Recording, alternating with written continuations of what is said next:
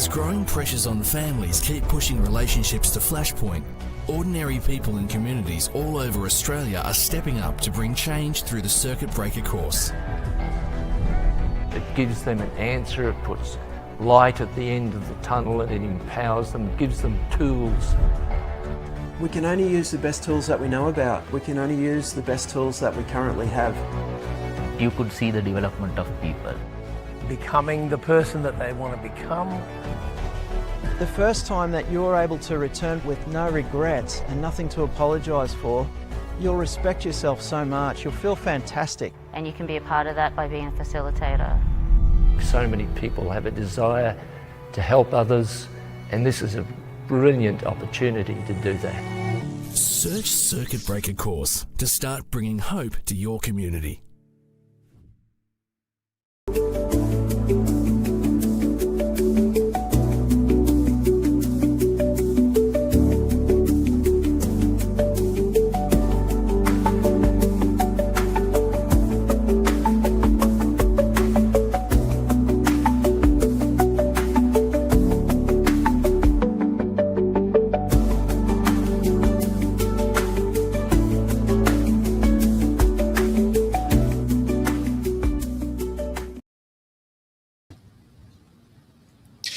G'day and welcome to DV Prevention 360. Thanks for joining us tonight on what is a national conversation about the epidemic of domestic and family violence in Australia. But more than that, it's a national conversation about prevention and early prevention.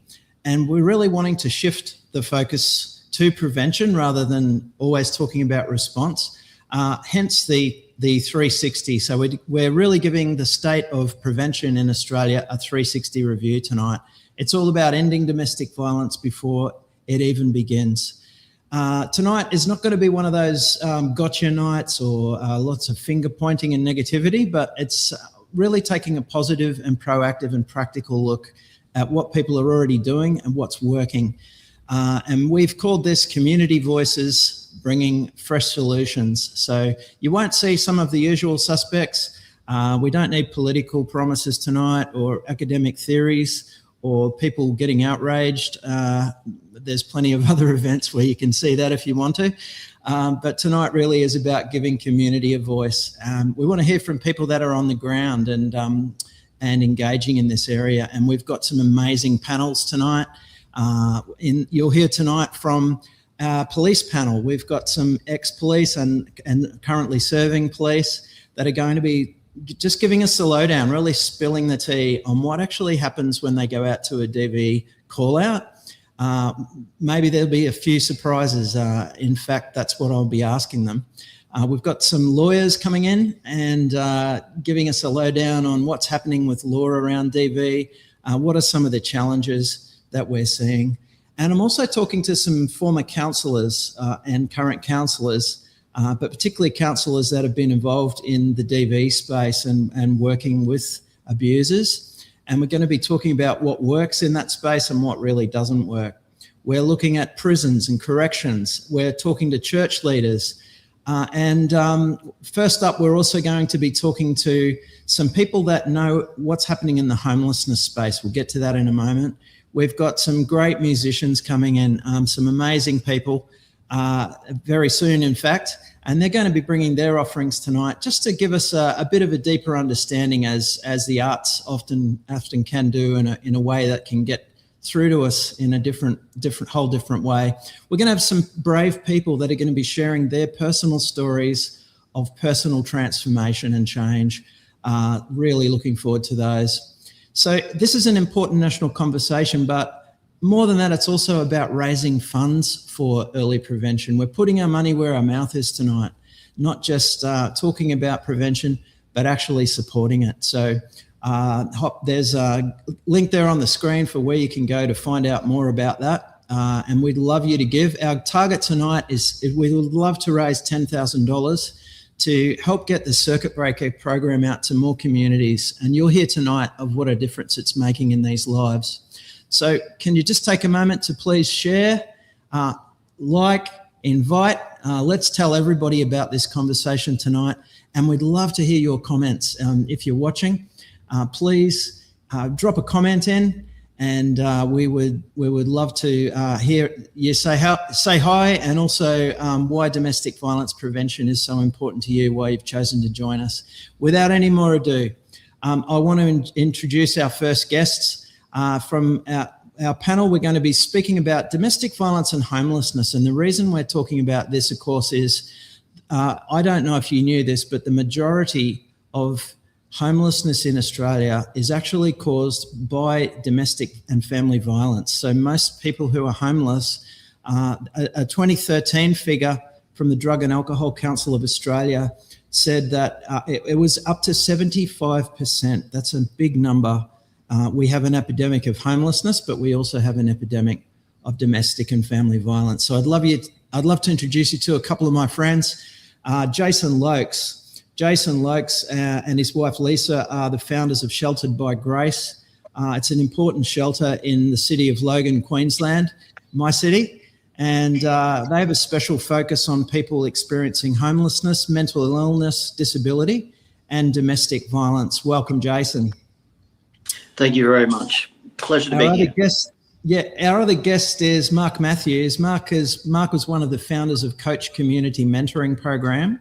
He brings senior experience from the Victoria's housing sector, been involved in implementing and managing housing projects, and Mark also now heads up empowered faith communities, where he's often face-to-face with people facing the difficult challenges of homelessness. Welcome, Mark Matthews. G'day, Matty. How are you? G'day, Jason. Good to meet you, mate. Yeah, good. Great. Jason, I was wondering if I could start with you, mate. And I was wondering if you could tell us a little bit about Sheltered by Grace and what kinds of folks that you're working with there in the community. Look, we've been operating for 16 years now and housing homeless men and women. And at first, we were so naive. We thought it was just going to be easy. We could just start to house them and look after their most basic needs. But it soon became quite evident that we had to do a lot of mental health help around them with trauma, with domestic violence, with chronic mental health issues. That stat you're talking about, 75% with DV, it's pretty well known. It's about 80% in the industry for chronic mental health, domestic violence, and a lot of other cultural issues as well that just makes homelessness so prevalent with our poor in our country. So, yeah, we do everything we can to get these people healed. We were the first to have a common ground model in Australia, and it's brilliant. We're a one-stop shop, and we do everything we can to get those people well in-house. We provide all the services, social working, the whole lot.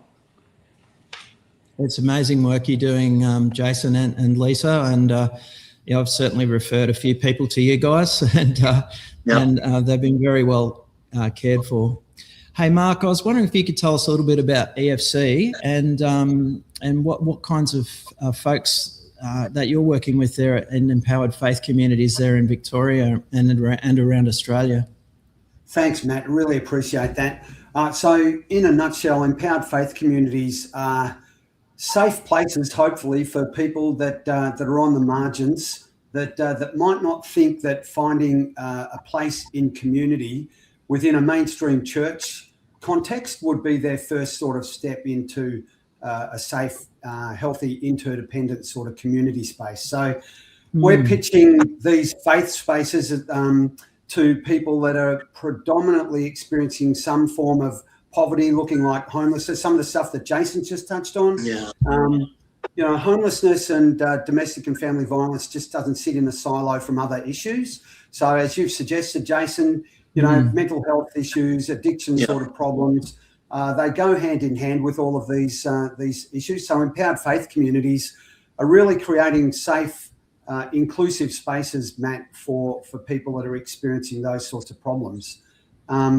I think I saw a comment already on the screen expressing the horror at the significance of that connection between domestic and family violence and homelessness. And I think, Matt, I think it was Jason. No, it was you, Matt. You said that 75% of people who are experiencing homelessness have come through the pathway of domestic violence, which I think is absolutely right.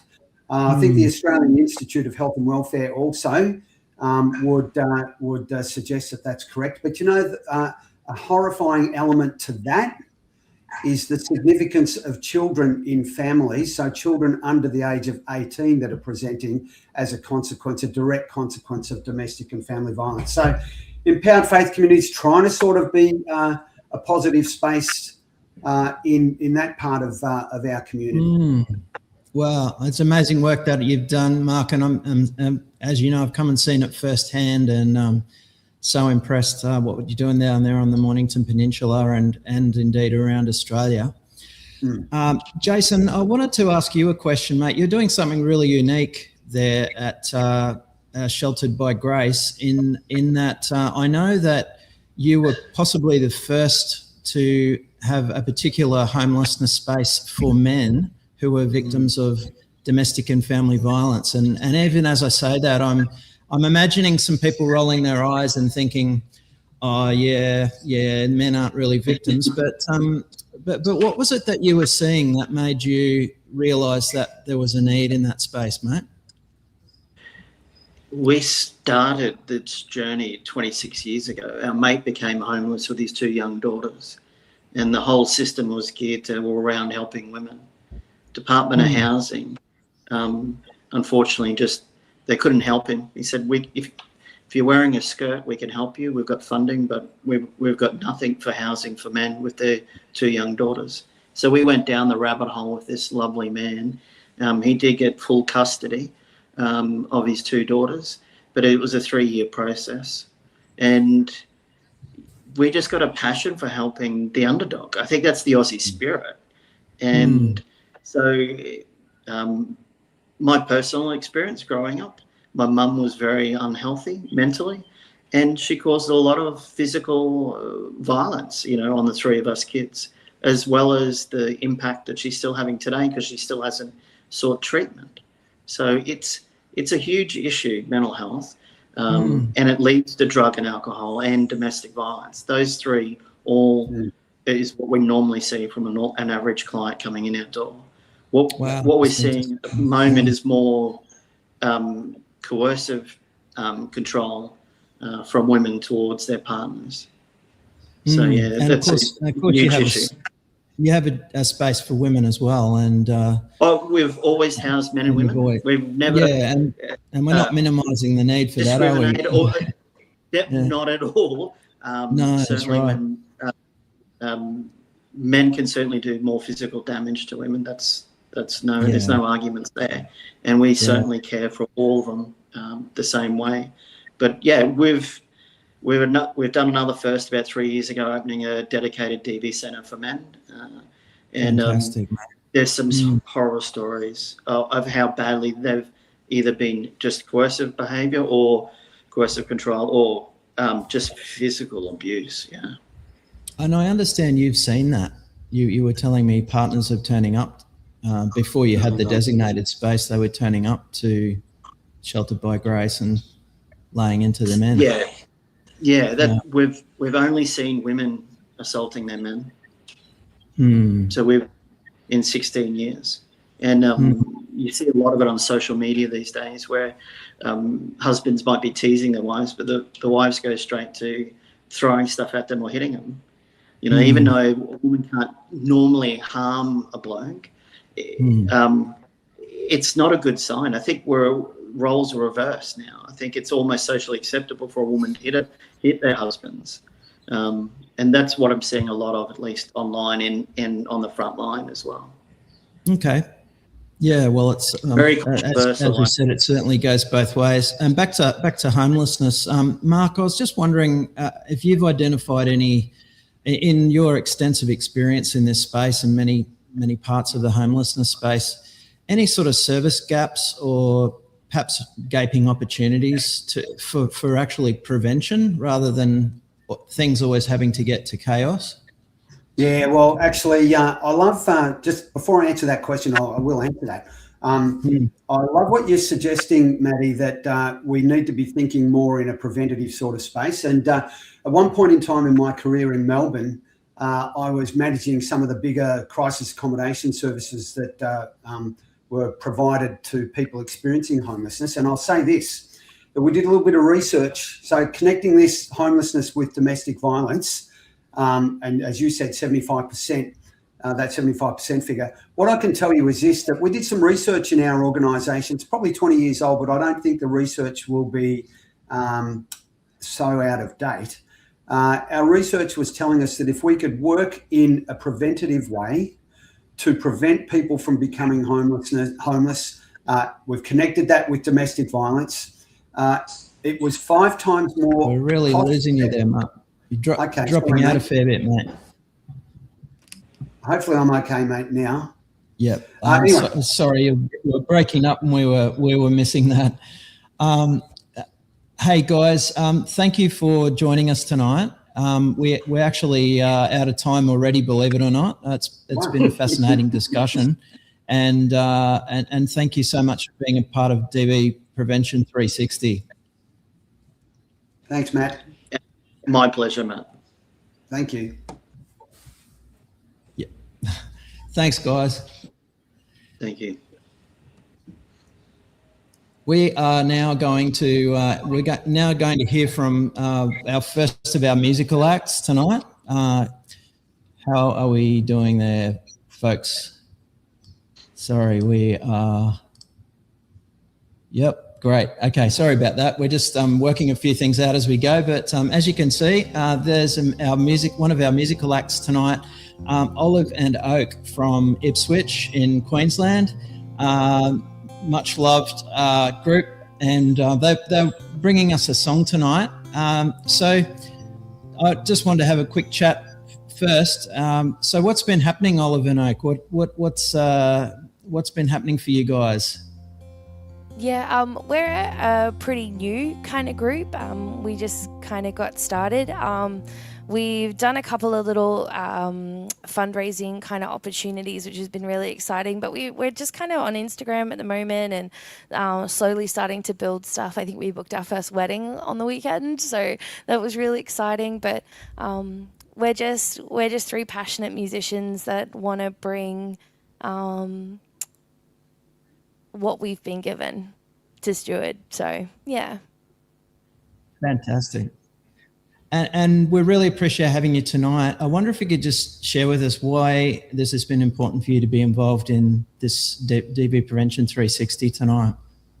Yeah, absolutely. We're going to sing a song tonight from Alec Benjamin, and it's called Must Have Been the Wind. And it's a particularly personal song for me. I didn't hear it until my husband introduced me to it, but I really believe that I wouldn't be here without a neighbour who heard and then approached the situation with some curiosity instead of judgment. Wow. And it talks about how we can all play a little bit of a part in keeping each other safe. Yeah. Fantastic. Well, let's throw it over to you. And ladies and gentlemen, Olive and Oak. Thank you.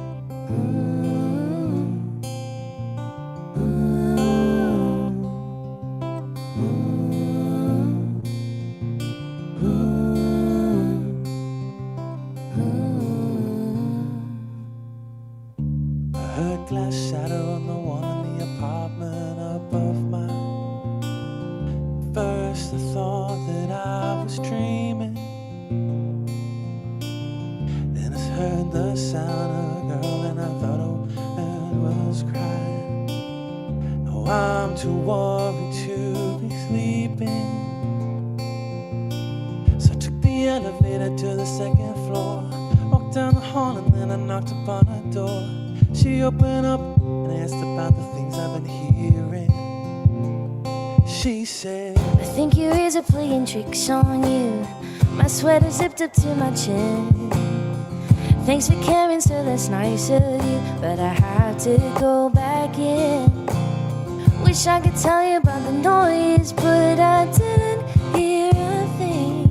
Said it must have been the wind, must have been the wind, must have been the wind, it must have been the wind. Said it must have been the wind, must have been the wind, must have been the wind, it must have been the wind. So I was laying on the floor of my room, cold concrete on my back. No, I just couldn't shake the feeling. Didn't want to intrude, cause I knew that I didn't have all the facts. I couldn't bear the thought of leaving her. So I took the elevator to the second floor, walked down the hall and then I knocked upon my door. She opened up and asked about the things I've been hearing. She said, I think your ears are playing tricks on you. My sweater zipped up to my chin. Thanks for caring, sir, that's nice of you, but I have to go back in. Wish I could tell you about the noise, but I didn't hear a thing. I said it must have been the wind, must have been the wind, must have been the wind, it must have been the wind. I said it must have been the wind, must have been the wind, must have been the wind, it must have been the wind. Aim my boombox at the roof, I'm playing lean on me, just so that she knows that she can lean on me. And when she hears the words, I hope she knows I'll be okay. Aim my boombox at the roof, I'm playing lean on me, just so that she knows that she can lean on me. And when she hears the words, I hope she knows I'll be okay. Aim my boombox at the roof, I'm playing lean on me, just so that she knows that she can lean on me. And when she hears the words, I hope she knows she'll be okay. Aim my boombox at the roof, I'm playing lean on me, just so that she knows that she can lean on me. And when she hears the words, I know exactly what I'll say. Promise I'm not playing tricks on you. You're always welcome to come in. You can stay here for an hour or two. If I ever need a friend, we can talk about the noise when I'm ready. But till then, said it must have been the wind, must have been the wind, must have been the wind, must have been the wind. Said it must have been the wind, must have been the wind, must have been the wind, must have been the wind. I said it must have been the wind, must have been the wind, must have been the wind, it must have been the wind.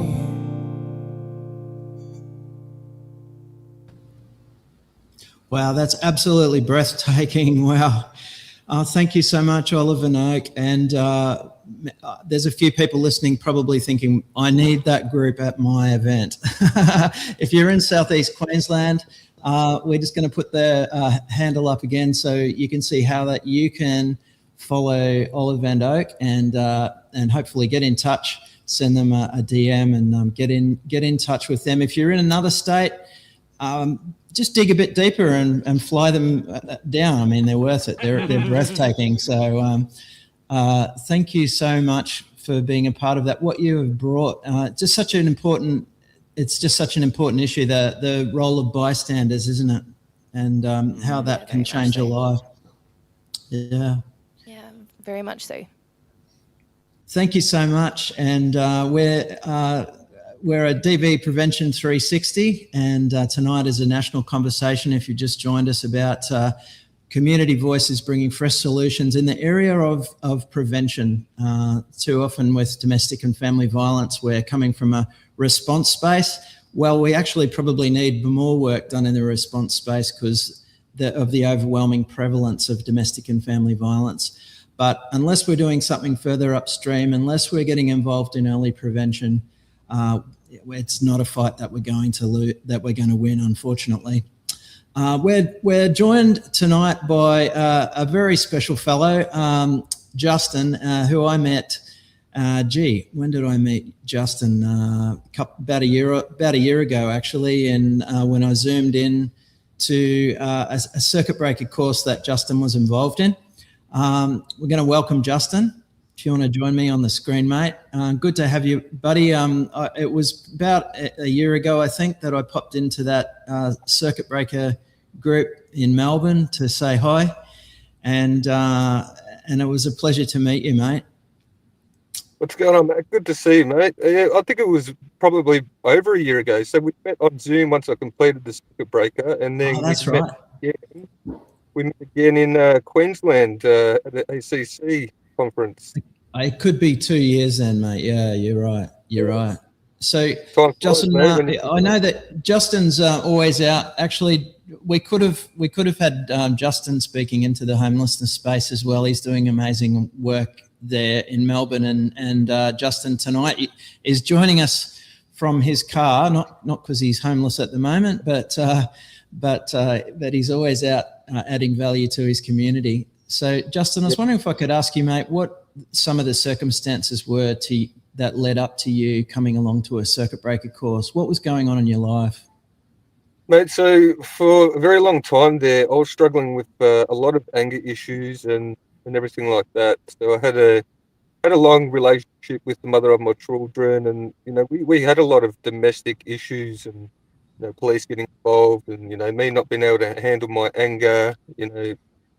She couldn't handle her anger as well. I just struggled with communicating my emotions, and it's just something I struggled with for a very long time. And I've always been searching for answers to how to address that. So the circuit breaker really helped me with that. Managing emotions, how to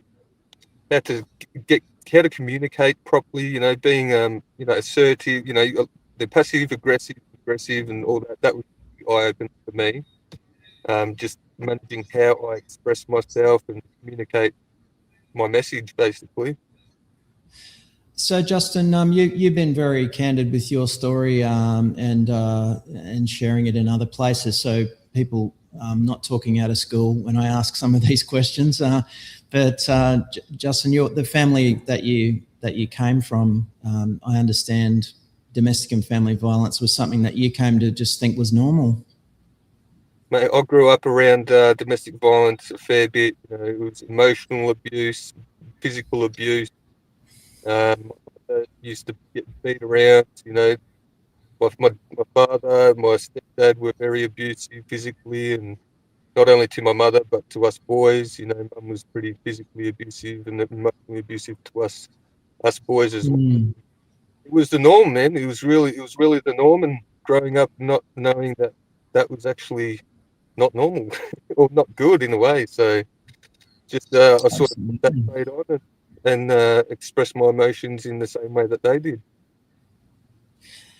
It's one thing to come to that realization, though, Justin, but it's another thing to find the tools you need. And one of the things that we talk about in Circuit Breaker, of course, is we can only use the best tools that we have and the best tools that we know about.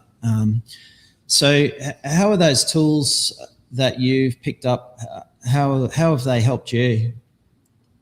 Well, I'm happily married now. I've got a new relationship, and we're very happy. And I have not had any issues like I used to have. So being able to communicate my emotions has just been the key, man. To be honest, and being a listening ear, and expressing when you don't want to continue going down the road, which is going to escalate. Managing your emotions through that as well. It's all helped. It's all helped so much. If you so now I understand too that one of the results of being your experience of finding yourself on the wrong side of the law and having a period of separation from your kids as a result of a court order, and now that you've got your kids back in your life, I suppose it's a bit of a sliding doors moment, isn't it? Like, do you ever think about what life would be like if you hadn't found those tools and now are back in touch with your kids?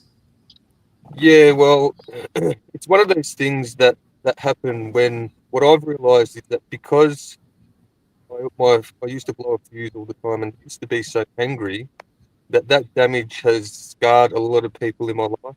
including my children, a lot of my family. So people are still the new me, the way I out things. So it's not overnight. It's a gradual process that I'm constantly working on, and my children and family.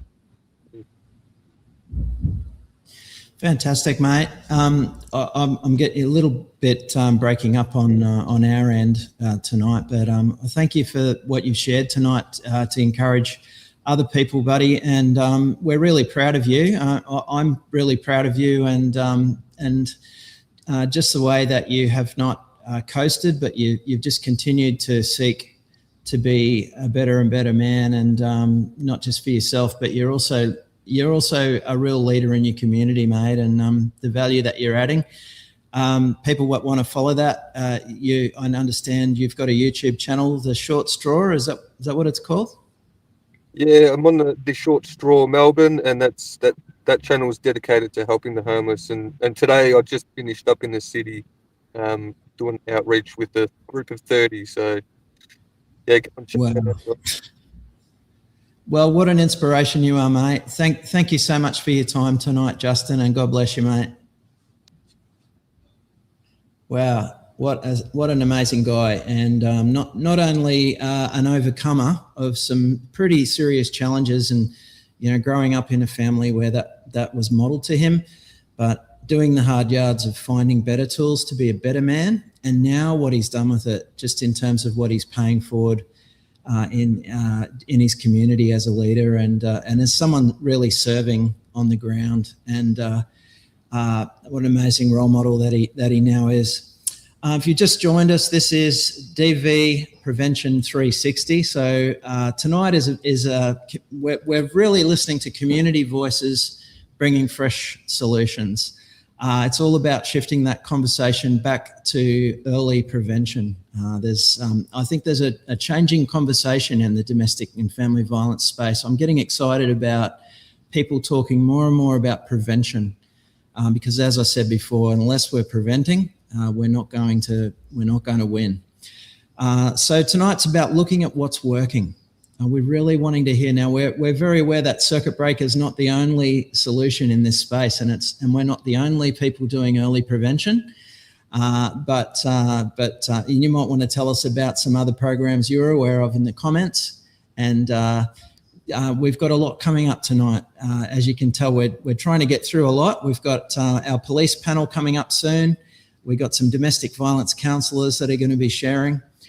We've even got some lovely lawyers. Now, if you think that's a contradiction of terms, and if you enjoy the odd lawyer joke, I'm afraid these two are going to spoil it for you tonight. They're actually really wonderful people. So they're coming up real soon. We've got some more music artists. We've got Cindy Lee Bosky, fresh off her latest single that has, I understand, gone to over 250,000 views. Amazing. So, and we've also got someone who turned 4 of the chairs in their blind audition on The Voice, joining us soon. It might not be who you think. And we've got some more of these gutsy people sharing their stories of change. But we've got your comments and your questions, and we're going to have a look at some of our comments now. And they'll come up on the screen. We got one from Serene there, Matt and team. DV reports are horrifying. Circuit breaker course brings self-awareness and tools, can help people managing their anger before it harms others. Absolutely. And that's really what we're about tonight, isn't it? Getting the help to people that they need before things escalate into chaos and other people are harmed. And Carol, thanks for your comment there about children. Certainly the silent victims. And as we can see, sometimes, not every time, but sometimes that's a catalyst to people paying it forward in a negative way as well. Not everybody who's abused becomes an abuser, but certainly a lot of abusers do come from that background. Heidi, someone I'm very proud of, made a big difference in your life, and mental health. And that's something that we're going to hear a little bit more about tonight. And another one of our brave stories a little bit later of somebody working in the home, in the mental health space, who has had her own amazing transformation through the Circuit Breaker program. Don't forget to like, don't forget to share some comments. And tonight's an important national conversation, but it's also an important opportunity tonight for us to go further than just saying, yes, we agree and, oh, that's very nice. But I'm really challenging us to take the next step. And I'm going to ask you to do something that I've been doing for about 25 years, and that is giving into this space, becoming a supporter, and actually putting our money where our mouth is, having some skin in the game of domestic family violence prevention. As we said, Circuit Breaker is not the only program in that space, but it is one that we know is working. So we would love you to help us to get that into more places tonight. Our target tonight is to raise $10,000 to get the Circuit Breaker program into more communities where more people need it. It breaks my heart when I get a request from somebody who wants to come into a Circuit Breaker group, but we don't have one in their town or city yet. We can change that by giving generously tonight.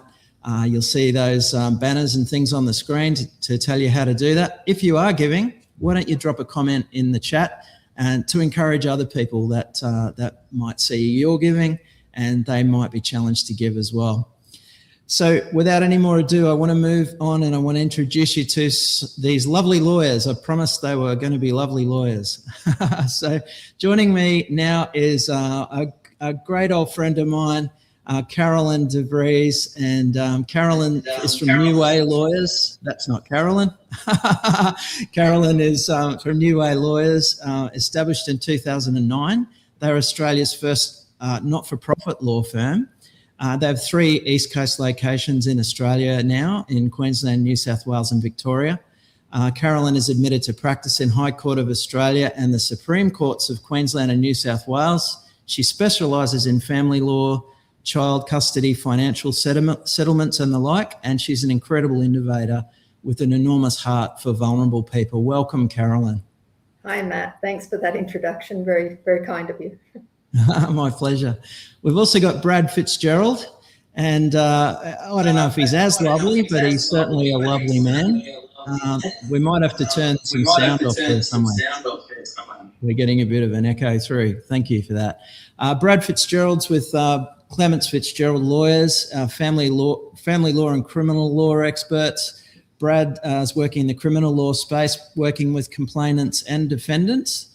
He's had various senior legal roles, including as General Counsel at the Legal Services Commission, at times acting as the Legal Services Commissioner, and legal manager in the Office of the Chief Psychiatrist at Queensland Health. And he also happens to be the chairman of the Hope Ventures board. Hope Ventures, the charity that oversees and has the international license for Circuit Breaker program. So welcome, Brad Fitzgerald.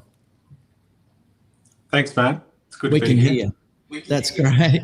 Can you, Brad, could you tell us what kinds of clients that you're working with at Clements Fitzgerald Lawyers, mate?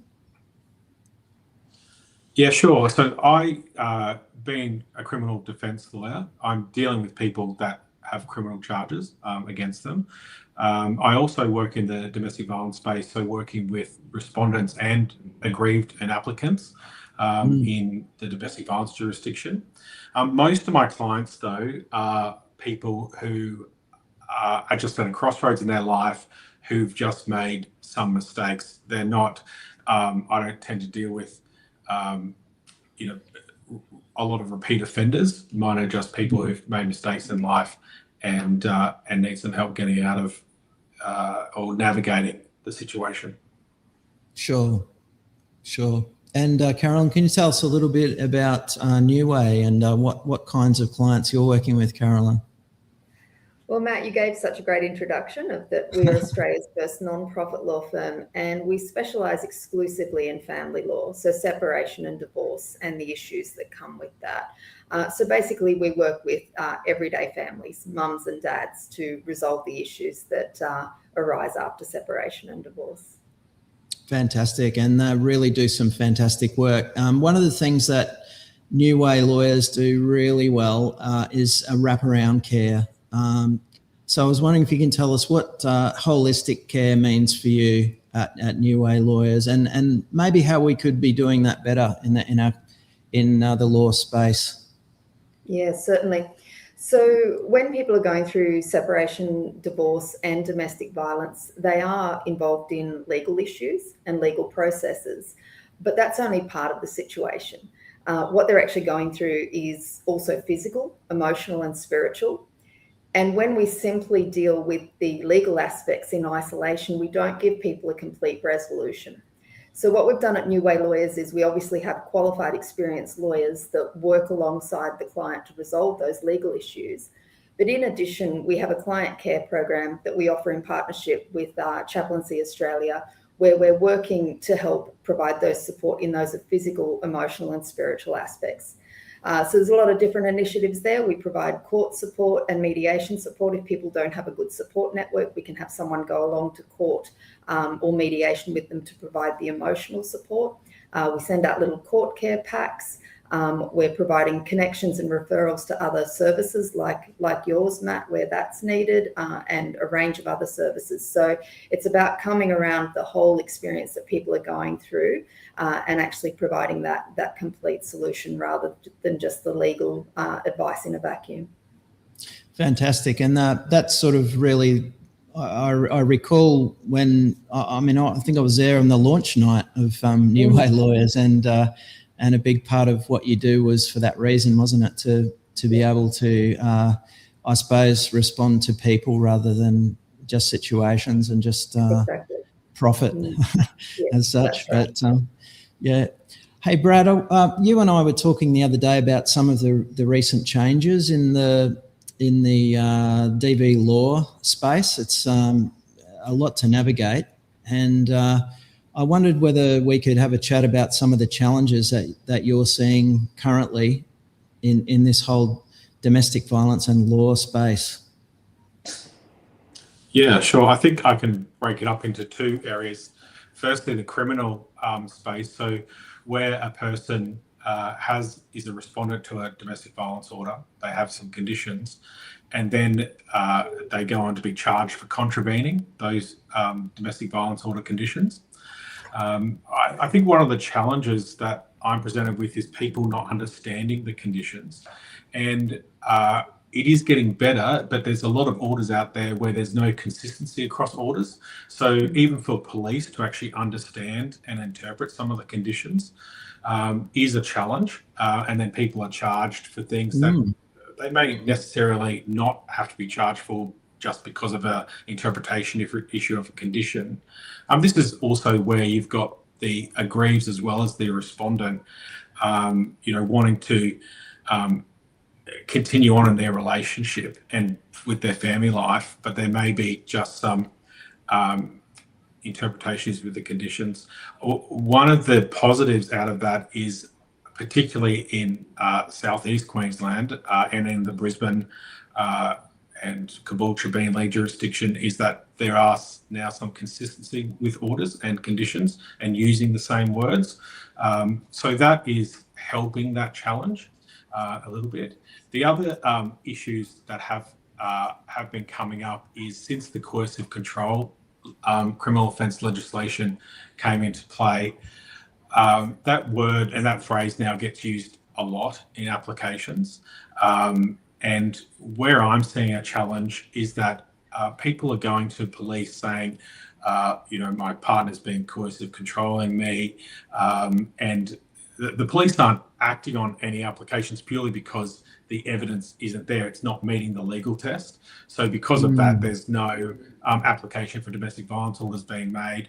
And what I'm seeing in my practice, I'm not sure of the statistics in the courts, but what I'm seeing in my practice is that there's a lot more private applications being made after aggrieved applicants are going to the police to try and get a police protection notice or a domestic violence order in place.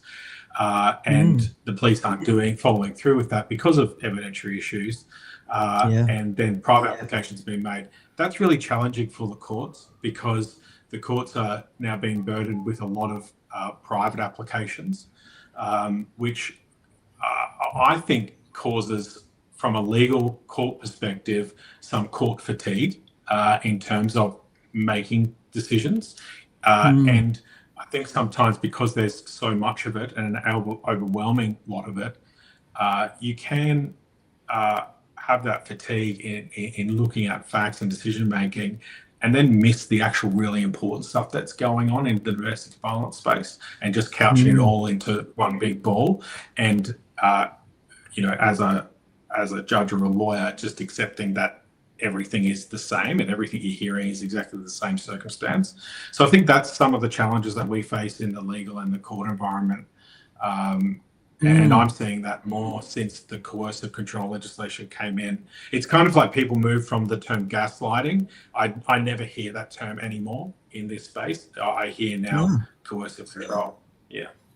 Yeah. So this is legislation that's come in to Queensland, I think 2025, but before that was in New South Wales, and somebody just turned I'm getting an echo there. Yep, that's it. Great.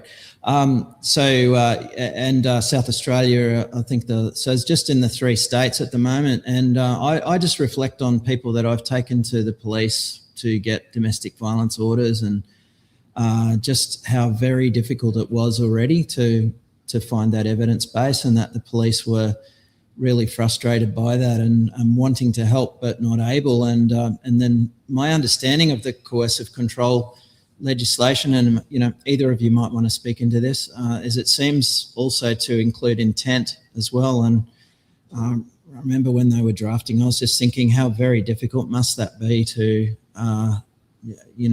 find an evidence for intent. Any thoughts on that? Well, the legislation doesn't require intent for every event but there has to be it can't just be one event. It has to be a string of events, and the circumstances as a whole have to be taken into account. There has to be intention there. You're right, Matt, in terms of there has to be that intent for coercive control, but it doesn't have to be proved for every single event that makes up the whole context. And then as part of a defence for coercive control as well, which I think is important, not just for defendants in the space, but also for aggrieved in the space, because sometimes I have clients that are aggrieved who don't want the police involvement because there's been a misunderstanding from their point of view. And I think sometimes that there's a defence of coercive control to say that the context of the relationship has to be looked at to determine whether or not it is coercive control as well. So I think that they have struck a balance there with the legislation, which is helpful. Of course, not many coercive control charges have gone through the courts yet, so it's still to be seen how it's really going to affect society. I think the same's true in Scotland, isn't it, where it first started. So, Carolyn, I understand that there's also some challenges around I think you called it the dual court model with the family court and DV court, and the dynamics of having those 2 courts. Would you like to tell us what that's about, Caroline? Yeah, definitely. So I know there's probably been a lot of facts shared already tonight, but one of the facts and figures that we see in family law matters that go to court is that 80% of those matters involve allegations of domestic and family violence. That's a lot. And what we see is that from the individual's point of view, that's a single story, a single situation. But from the court's point of view, there's actually 2 systems involved when there's family law matters and domestic violence. So there's the federal system that covers actual family law of parenting and property and child support. And then you've got the state-based system, which actually deals with the domestic violence. And for a lot of people, they're involved in both of those court processes. Now, those court processes have connection points where there can be some sharing of information and intersection to get better outcomes. But I think overall, one of the challenges we face is the 2 systems, and that in an ideal world, maybe we would have one system that allows people to share their story once and deals with both the family law and the domestic violence aspects. or at a minimum, perhaps some improvements and better connections in those two systems. I don't think we can go into too much more detail than that tonight, but I think the interplay between those two systems is something that needs to be looked at and improved. It would certainly improve that we're not re-traumatizing people, putting people through two systems. And also, obviously, there's a stress and a cost aspect that comes when people are going through two court proceedings rather than a single. Very true. Well, that's a great opportunity to look at. A great area to look at. I also wanted to ask you both around the subject we're talking about tonight, around prevention. And Carolyn, I think you had some ideas on this. I might start with you just around the opportunities that there might be out there for doing a little bit more for people in the early prevention space. Have you seen anything promising in that space or any obvious opportunities? Yeah, like you, Matt, I'm always excited when I see anything that's new, and not for the sake of being new, but for the sake of something that actually is working as well. One of the things that we've launched quite recently in partnership with two employee assistance providers is actually a specific family law and domestic violence employee assistance program. So traditionally, employee assistance programs have provided counselling, which is critical and important and an important support mechanism.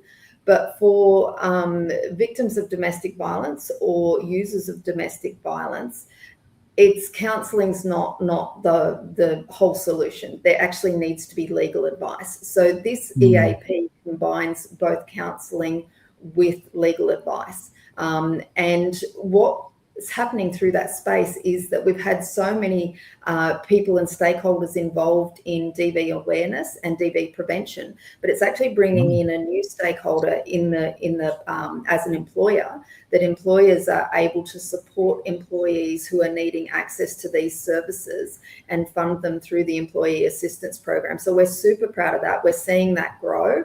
We're now seeing about 2 inquiries a week coming through that, and that's increasing. That's those pilots have been going for about 6 months now, so we're seeing quite a big increase there. And it's just a great way for people to be able to access resources, particularly in a cost of living crisis. Excellent. That's fantastic. Brad, did you have anything that you're seeing there as opportunities in the early prevention space?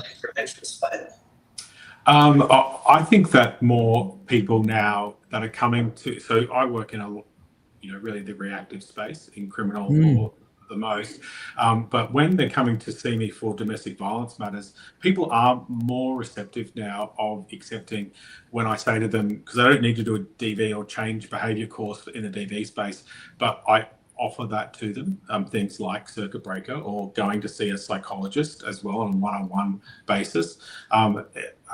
Men and women who are respondents are more open to actually start thinking about how they might need to change their behaviour, not just for the current relationship, but if the relationship's over, future relationships as well. But that's really, from a preventative space, that's what we do in our firm, ensuring that we're trying to hit with the issue that may then, so it doesn't turn into any type of criminal offences in the future. Fantastic. It's we've just really got to get more into this prevention space, haven't we? Thank you so much for your time. It's just really gone very quickly on us, unfortunately. That's all we got time for our DV and law panel. But what an excellent précis and investigation of what's going on. Thank you very much for your time, Brad and Carolyn, and God bless you. And thanks again for everything that you're doing in this space. Thanks, Matt. Thanks, Matt. Great. Awesome. I told you they're lovable lawyers. So if you've just joined in, we just wanted to let you know that this is DV Prevention 360. So this is a national conversation that we're having about early prevention. No more of the ambulance at the bottom of the cliff approach. I think that really the season is ripe at the moment. We're starting to really hear a lot more about the need for early prevention. And there's some amazing people operating in that space with some ingenious ideas, just like some that we've just heard now. So tonight's conversation is about ending domestic violence before it even begins. Surely that is the kindest thing that we can do for survivors and victims, is to end it before it even gets started. So we are all about tonight speaking to people who are living in the real world, living in the trenches, working on the ground in these stories. And tonight is about community voices bringing fresh solutions. So your comments are important too. So thanks for sharing those. Keep on sharing. We love to hear your comments. And we're going to go to one now. And what do we got? Okay, well, if you there's one. If you're having trouble with the feed, hopefully you're not having any trouble with that. But thank you for joining us all around Australia tonight. We're not just having a conversation tonight, but we are also raising funds for this early prevention work through the Circuit Breaker program. And as we've said tonight, that's not the only program doing good work, but it is one that, as you can hear, is really working for people. So we'd love to get that out into more Australian communities. Could you please help us with that? Dig deep. And there's a giving handle coming up on the screen to show you, in fact, on the top there, where to give, and dv360.org, various opportunities there for how you can give and what you can support. If you're enjoying this, could you do us a favor and share it, like it, invite someone, tell someone. Let's get more involved in this conversation and spread this conversation further, because that's where it all begins. I'm also going to tell you that I have been dared tonight. There's a dare. And if we raise $10,000 tonight, I've agreed with the dare that I will play a song as well. So can I even sing? Well, I guess we're going to find out, aren't we, if we can raise that 10,000. Would you help us do that tonight? I'm going to be digging deep myself, and I'd love it if you could join us tonight with that. And let's have a look at our tally so far. How are we going with our giving at this point? Do we have a total there, Mr. Giving Man? No, that's okay. We're going to move on to our DV counselling. We're going to check in on that tally again real soon. But right now we are going to our DV and counselling panel. So I'm going to introduce you to three guests. The first is Peter Wright.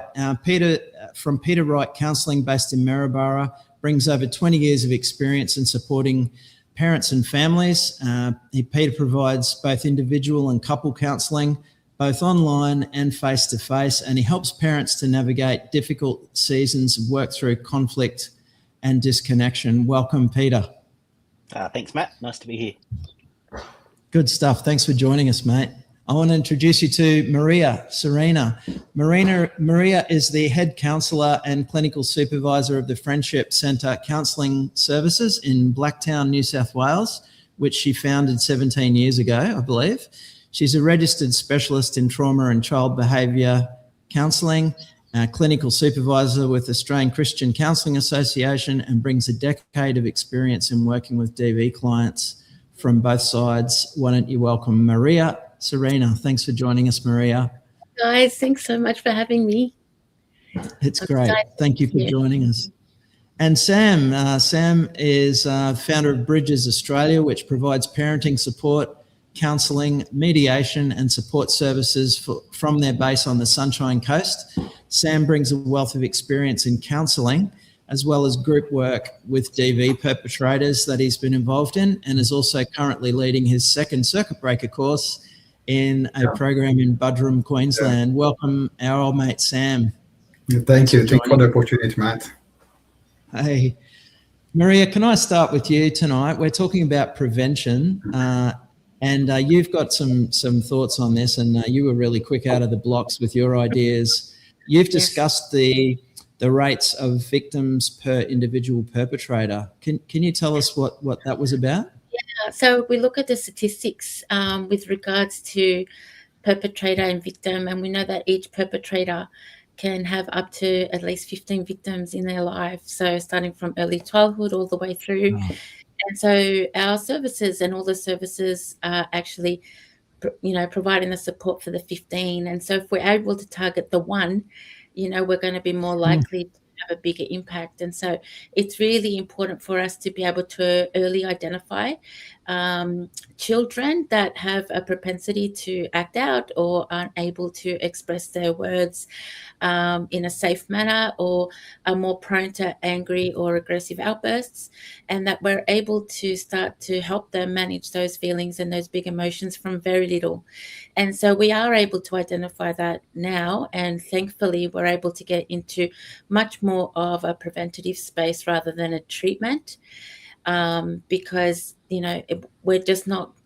we're not hitting any different ability in reducing the numbers. If anything, it's increasing, and we need to be able to work with perpetrators. We know what's happening, we know what's going on, we need to understand why, and we need to, instead of looking at the perpetrator through a negative lens, is actually looking at and rehumanizing them as well, and trying to find out what it is that we can do. So I do have some ideas that are quite different to what other people think, but I'll share that when you're ready. Wow, that's fantastic. Yes, because really that's a really confronting figure, that 15 to 1. And as you say, that really ought to guide our practice, that if we can just prevent the 1, it's so much better, and people don't have to go through all of that trauma and chaos and family breakdown. If we can engage with the ones who are really the only people in the story that can change this issue, aren't they? Really, they're the only ones empowered to bring the change. So better engagement with them. Absolutely. I love your thoughts on that, Maria. And you also had some thoughts around family and friends and their role in the space. I think that one of the biggest things, and it's quite different to what other people would think, it's actually the idea of involving family and involving friends from the very beginning, when you're having those feelings, when people are feeling like things are different in the relationship, that we're having those discussions around the dinner table, that as a family you can sit there and say, what would we do if we had a member of our family struggling with domestic violence? How would we handle that? And to bring it out in the open, because once we start having those discussions around the dinner table, it's more likely that we're able to then come in and as a family and support what's going on. And so what is usually happening is the families are the ones that are last to find out, and then the believability is very low, because people are like, well, we never knew, you never shared it. And so from the very beginning, because it doesn't happen overnight, it does start with feelings. So coercive control is just the feeling, there's something wrong here, I don't feel safe anymore. And that's really the best way to be able to look at coercive control. It's very subjective. That's why it's very hard for the law to come in and say, this is what it is. What might make me feel unsafe might not make you feel unsafe. And so, but it's a feeling. I work with children that describe it as feeling, it feels like goo around this particular parent, or it feels off around this particular person. And it starts like that. And so we need to be able to identify that feeling, something's off, and then bring it to family and friends and start to talk about it. And with your friends, talk about it. What would we do if one of our friends was feeling this way? How would we intervene? And as parents, around, like I said, the dinner table, what would we do if one of our family members is struggling? What would we have to do? And bringing it out, and that there's no shame, there's something going on for the perpetrator as well. And we need to be able to rally around supporting a family before it gets to the authorities, before it gets to the law, because that's very hard to undo. Absolutely, yes. And I love your thoughts there on involving family. I wanted to ask Peter and Sam. Peter and Sam, you've both had some experience in observing perpetrator programs. Can I start with you, Peter? I remember us having a chat about a course that you observed, but and as we said, this is really the area, isn't it? Like if we can address that one person rather than the 15 victims, we have to do both, of course, but then there's programs and there's programs, and And what's your experience in what goes on with those programs, and what's helpful and what's not helpful? Oh, so the very best programs, I think, are ones that they're not there to point the finger and blame people, but they're there to actually help people take some responsibility. So taking responsibility for your own emotions and your own behavior and your own reactions and all of that kind of stuff. And doing that in an environment that's really supportive. So doing it together, going on this journey together with other people who are struggling with similar things, actually gives you this group of people that can continue to support you way after the program. So I think they're two of the key things that really make a program successful. What would you say to people, Peter, that might be thinking, why do we have to give these people support? These are the bullies that are abusing people. Like, why do they deserve support? Yeah. So when people say things like that, I feel sad for them, because I feel sad because there's this hurt and this pain and this trauma that's actually creating that question. So when they say that, it's coming out of this pain. If it does take a lot of work, but when you're able to put that pain to the side and look at everybody, we're all, none of us are perfect. We all stuff up. We all make mistakes from time to time. Some of us make big mistakes.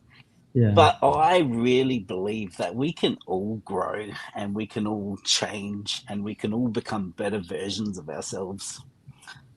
So that's why I believe everyone deserves a chance and everyone deserves a program, because I believe that we can all change and we can all become, like, when you become a better version of yourself, that impacts your whole family, well, your immediate family, your partner, your kids.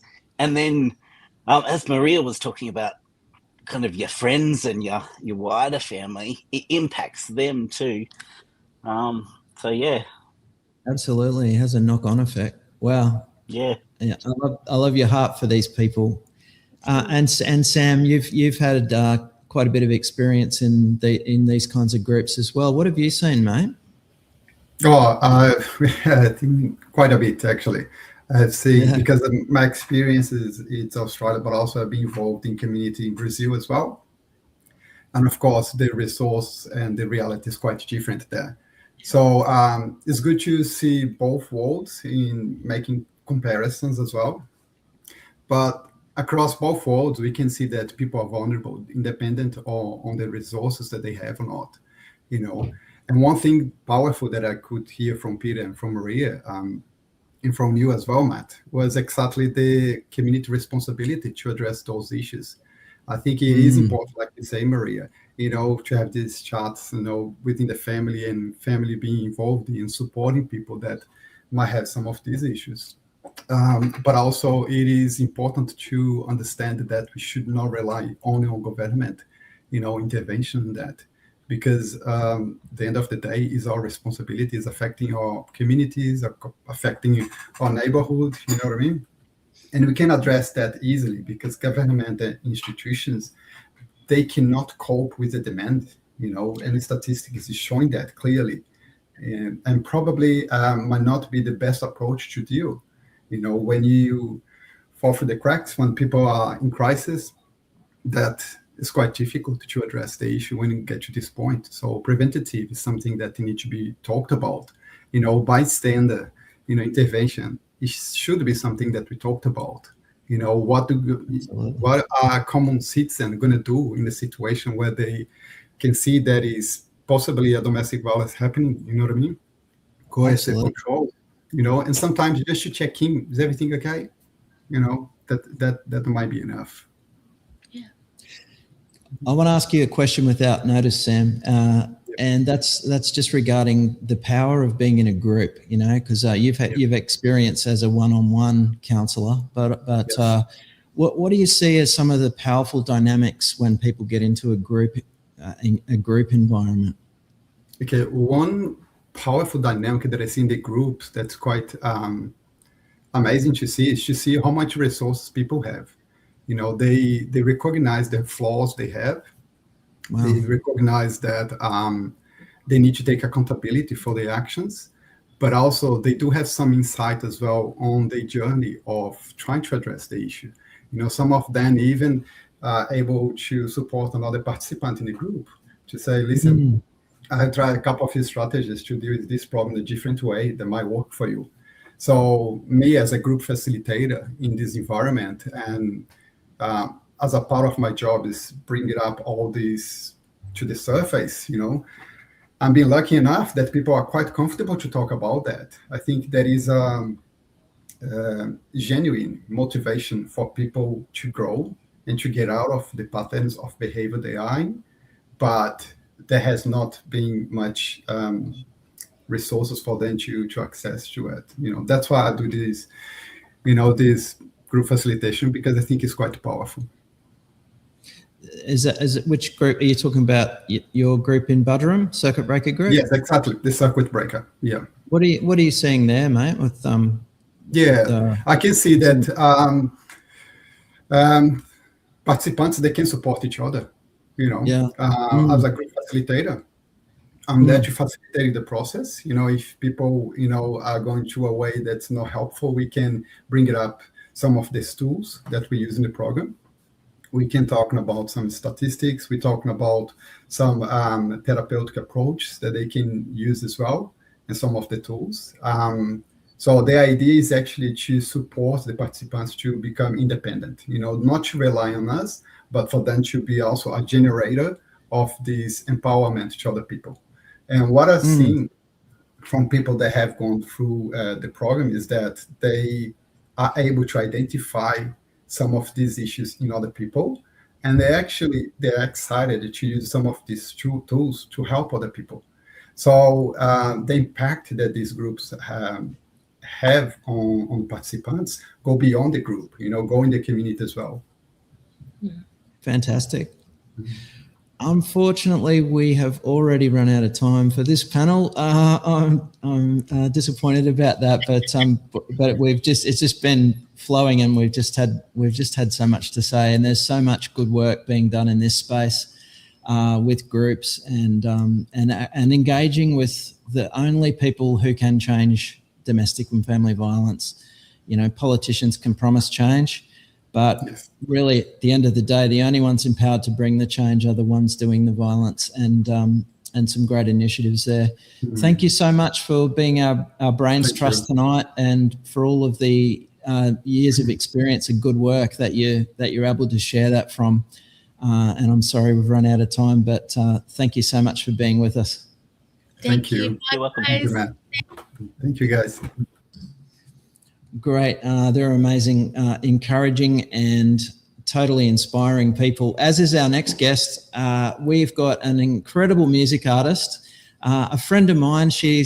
We're proud to say she's a Queenslander. So Cindy Lee is from Chinchilla, and Cindy Lee's just got an album in the making, or 2 albums in the making, but she's just released a single that has gone absolutely nutsoid. That's a technical term. Cindy, you've probably heard that before about your work, but how astronomical is your latest single? Did you say 250,000 views now? Yeah, it's had views, downloads. It's been amazing across all the platforms around the world. So, who would have thought, mate? I know. And confession time, Cindy. Like I've got a lot of muso friends, and when they play me their song, I listened to it once, and that's nice. But yours, I keep going back to. I find it stuck in my head. I sing it around the house. It's an absolutely powerful song, and you are going to share a song with us tonight. We hope we know which one it is. But I think you do. But before you do, I wonder if you could just tell us why it was important for you to take time out of your schedule and be part of this tonight. Yeah, well, for me, like domestic violence, has, it's something that's quite important and deeply impacted my life, through just seeing the devastation through people that I love, family and friends that have gone through this, and members that have, just walked through the pain and trauma of, DV. And I've seen that firsthand just how it affects, just every part of a person's life, which is, it just destroys families, relationships, homes, and not just homes, but futures. And I've noticed that, through the pain and trauma of it, that, it just has this ability to just, cripple a person, not just emotionally, but mentally and spiritually and physically. And it just leaves these deep wounds that, for some people take complete years and years and years to heal. And so for me, it's just such an important subject, and I just love what you guys are doing with making awareness. And I think that's such a big key, is just bringing awareness to domestic violence and how, what people can do to actually walk through what they're going through, which is not always easy. Well, thanks for all of your support too, Cindy. And there is so much that we can all do, isn't there? And what have you got for us tonight? I'd love to know what you're sharing tonight. Yeah, so tonight I'm singing my single, which is called Did I Ever Matter to You? Yes. It's a song that's, deeply personal to me. It's written from a place of grief and just questioning and ultimately hope, did I ever matter to, that person at all, or people? And it came from a place of just, for me, out of just relationships with people and how, it's life is a journey, right? And for me, there's these moments where I didn't even know if I was going to step back into the place of doing music like I am doing again today. And so for me, I wrote this song, and it just, for me, it's a song that carries every question, every tear, every ounce of hope that comes with the journey of life. And it's called Did I Ever Matter to You? Great. Well, we're going to throw it over to you, Cindy Lee. Thank you very much. All right. Thank you.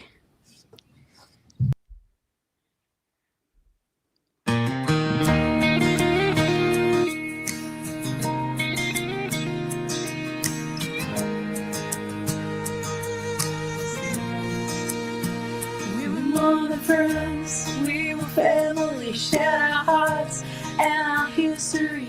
Laughed till we cried, dreamed side by side. I thought you'd be there for all my life. Through the highs and lows, the fights and fears, I stood beside you all those years. I believed in who you'd become. Now I'm standing here asking what went wrong. Did I ever matter to you at all? Was I someone you captured if I took a fall? I gave my time, I gave my truth, but I guess I was never what you were to me, to you. You can call me day or night, and I'll drop it all to make things right. I fought for you and no one would, because I believe you were the good. Now your silence says it all. I'm trembling like I'm meant so slow. No warning, no goodbye, you just memories fading out of you. Oh, did I ever matter to you at all? Was I someone you captured if I took the fall? I gave my time, I gave my truth, but I guess I was never what you were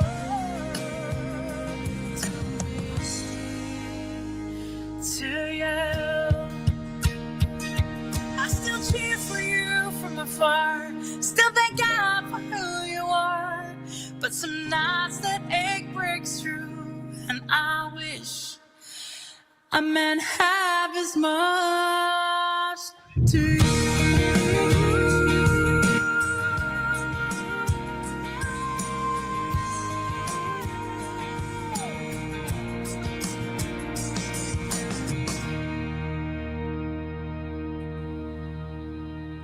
Wow, Cindy, thank you so much. That's we can see why they call you the girl with the golden pipes.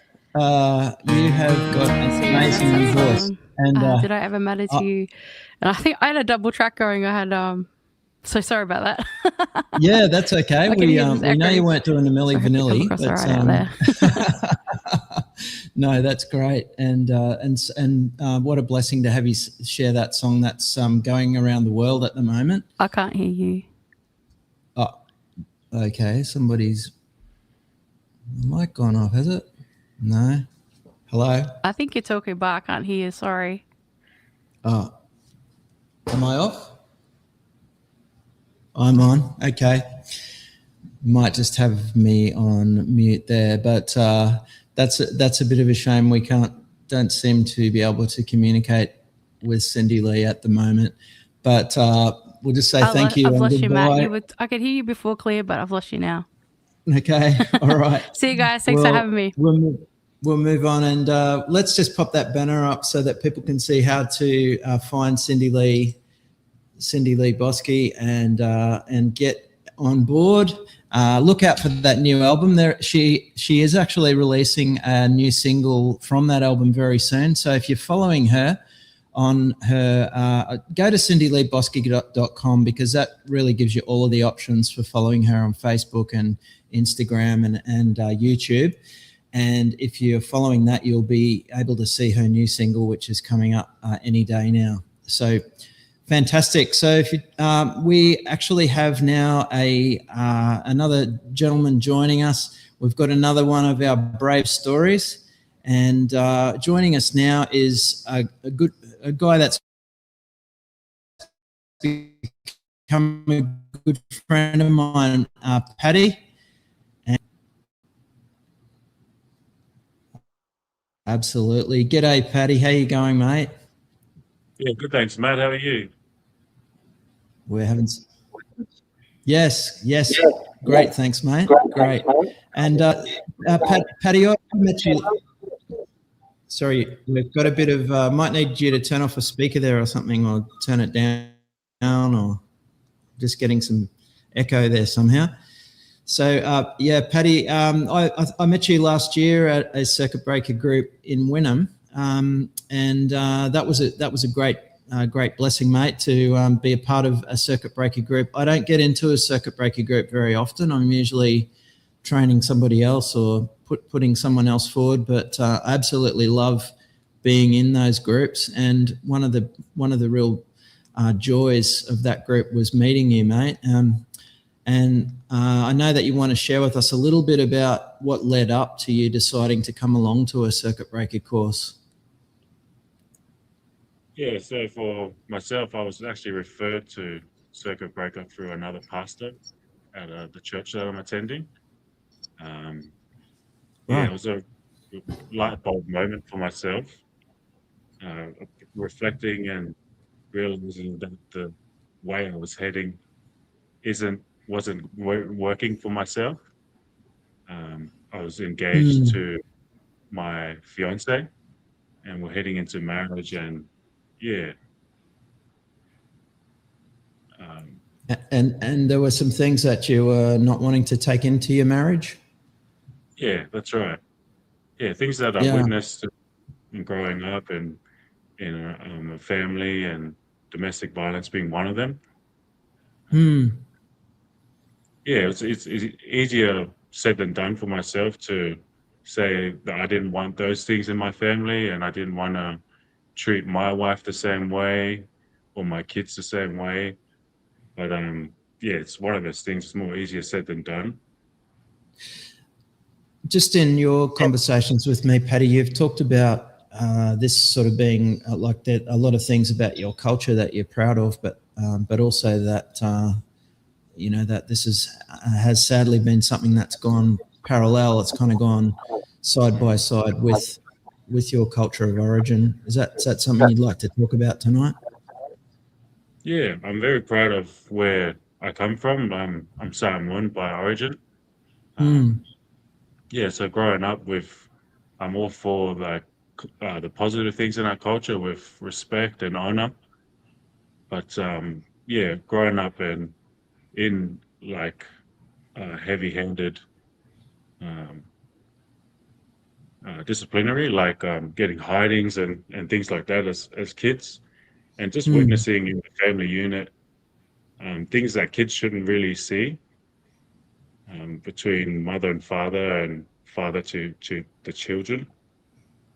I just didn't know that it wasn't normal until I got into a relationship with my partner, and seeing that, yeah, that's not how you treat your kids or treat your loved ones. So, Yeah.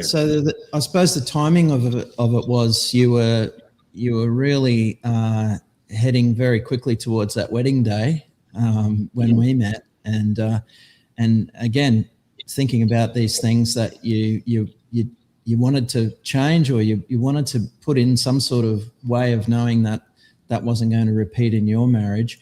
What was that experience like of coming into that circuit breaker group? Itself was life-changing for me. Just being alongside other men in a small group and sharing with one another what their experiences were like, and getting to like sharpen each other, if that makes sense. Okay. Yeah. Yeah. And also were there, sorry, Matt. Yeah. Sorry, were there elements of that you could single out that were helpful for you? Yeah, I think the content in the course itself was the most the best thing for me. The learning the stop signs within myself, knowing myself in when I should communicate and when I shouldn't communicate, and that to me was like a big revelation. Like, you wouldn't drive a car under the influence of alcohol, so you wouldn't communicate under the influence of anger. So for me, that was very life-changing. Like, you don't have to communicate in the time when it's happening. Yeah. It can be, it can just really be something that people don't even consider an option, do they? I mean, it just seems like you're feeling angry, so you express it. But to understand that it is optional, and then to have some off ramps and some tools, it can be life changing. It's something that changed my life as well. So what's different for you now these days, Paddy? And you've been married just a few months now, but what do you think's different now to what it might have been? The conflict resolution is big. I see it as a tool that I have in my arsenal, like in my toolbox. I know how to communicate positively in areas that we've touched on in circuit breaker, like using old tools, like raising your voice, through also I think manipulation. That's something that isn't good. So I've picked up new tools completing the course, positive ways to talk to my wife, and I think it's good.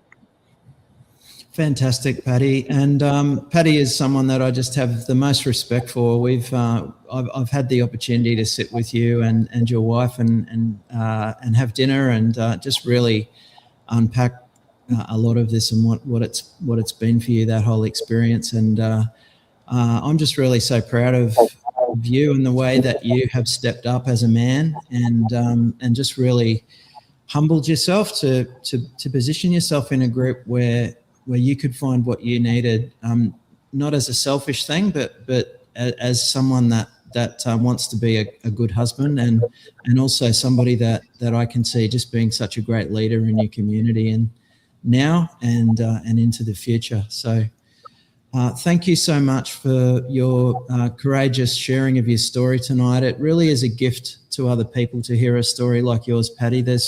I'm sure people watching that it just gives hope to, because it's not something we talk about, and particularly men are quite silent on this this subject. So know that you've given us a great gift tonight, my friend. Yeah, thank you, Matt. Appreciate it. Thanks a lot, Paddy. And we're going to just going to refresh now with thanks for joining us. We're going to just remind people, if you've just tuned in, that this is DV Prevention 360. So tonight is a national conversation and fundraiser for early prevention and putting the spotlight back on the early prevention of domestic and family violence. So what we're talking about there is preventing violence before it even begins. It's kind of what prevention means. So we haven't invited academics tonight or the politicians to make promises or the activists to get outraged. Sorry if you were hoping for that. Tonight's not a night about finger pointing. We're talking to real people who have to live in the real world, and that's why you're hearing tonight community voices bringing fresh solutions. Coming up, we've got our police panel.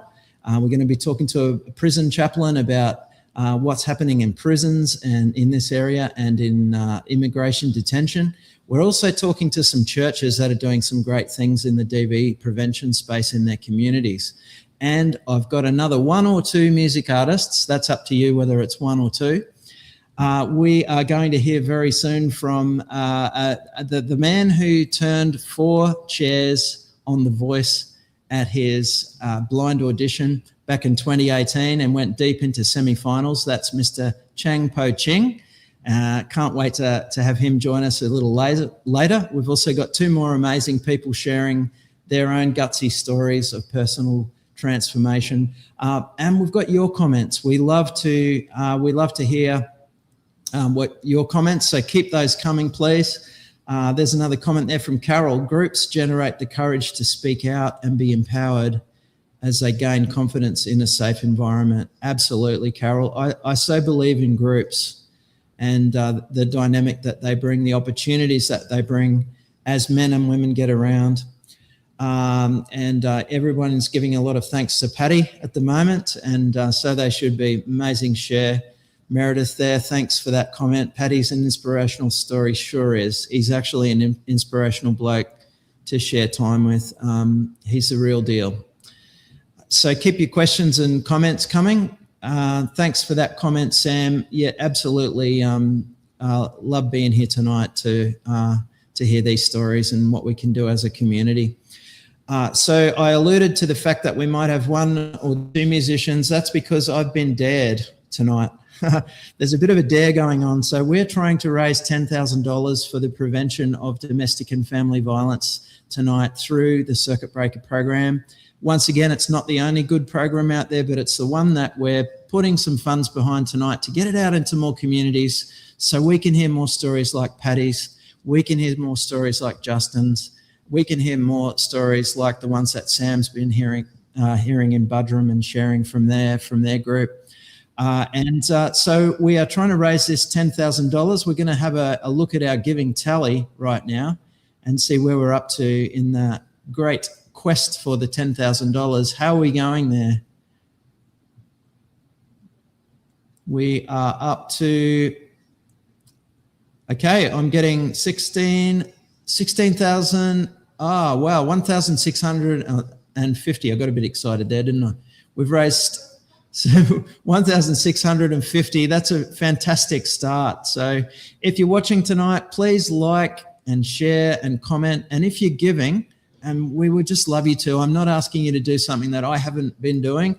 I've been supporting this for 25 years now. So if you could really help us to get this program into more communities, that would be so fantastic. Just go to the website that's flashing along the top of the screen there. It's dv360.org.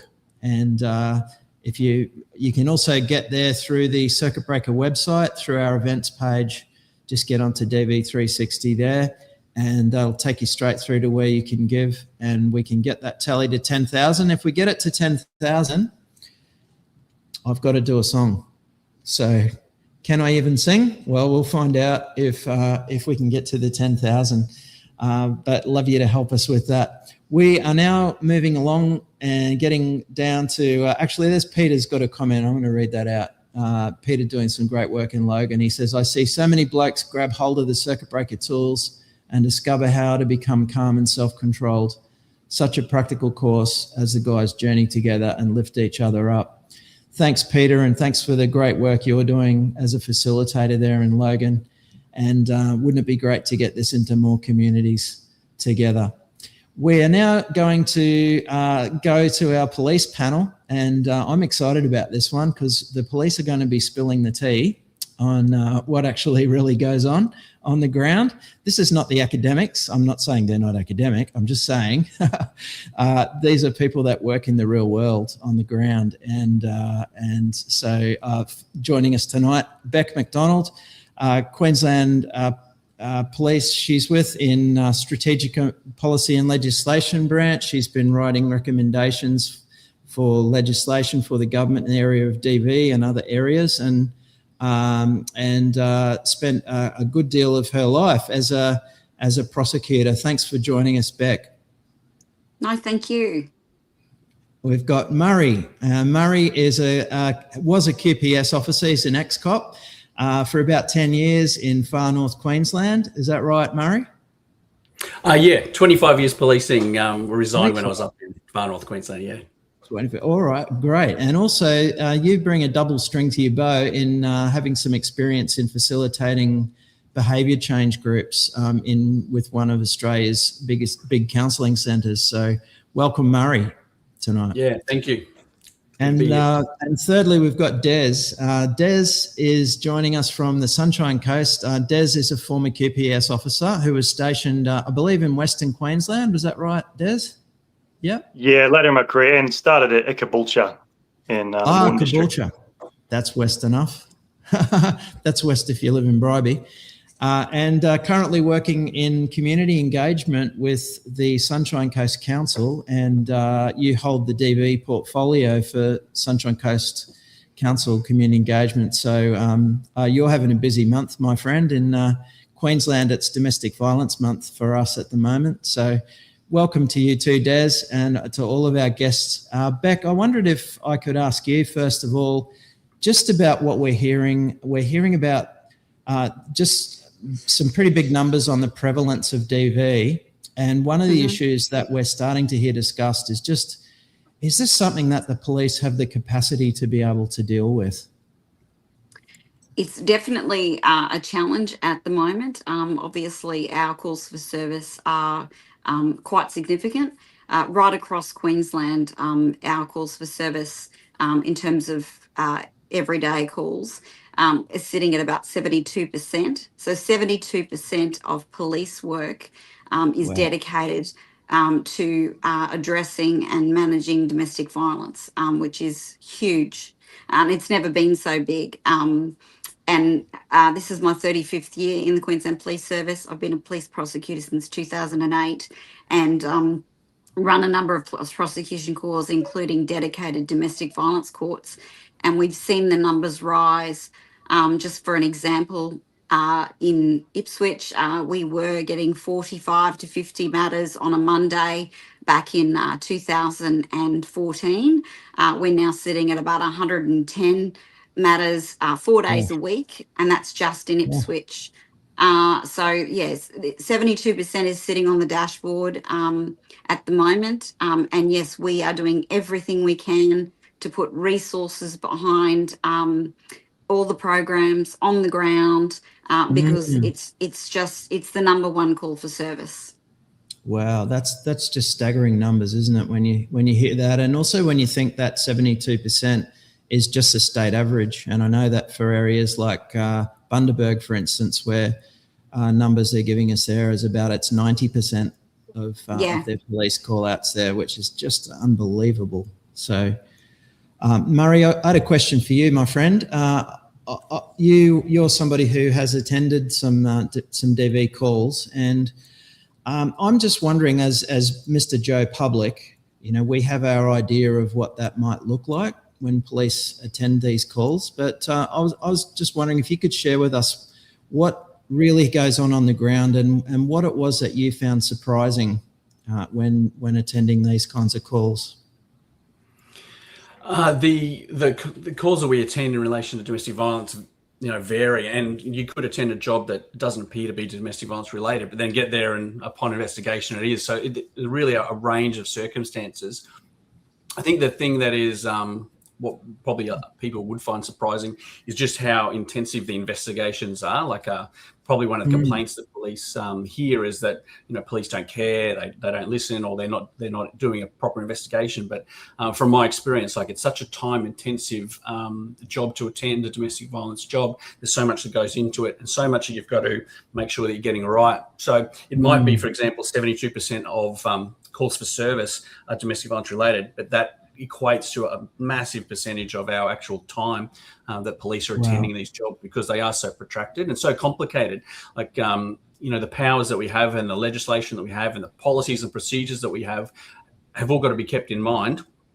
But also the main reason that we're there is to keep people safe. And that can be sometimes tricky because you're not always in an environment where people want you there. Even the victim survivors are usually, or sometimes I should say, not acting in their interests. So you're using all the powers, policies that you have possible to make these victim survivors and particularly the children safe. And I guess we suppose that a victim survivor has called police, but that's not always the case, is it? And if a bystander has called, then I guess it can be a bit of a lucky dip what police are walking into, can't it? Yeah, 100%. And also it may be the victim survivor that got a call out, but when police are there, they don't want the perpetrator to know that it was them that called. So, they may be acting in a confrontational or aggressive way when really that, they're really just needing help. And then it's up to the police on the ground to, work with the powers and the resources available to try and keep them safe, even when they're presenting as someone who doesn't really want help. There's plenty there that we don't understand, I think, just as, members of the public. And like you say, sometimes, unfortunately, people do just assume police are not doing enough. I've taken victim survivors to police stations a number of times to get DVOs or to place charges, and I've just seen firsthand how frustrating that is for police that are really wanting to help, but that evidence is so difficult to establish sometimes with some of these matters, and as you say, it can just take so long.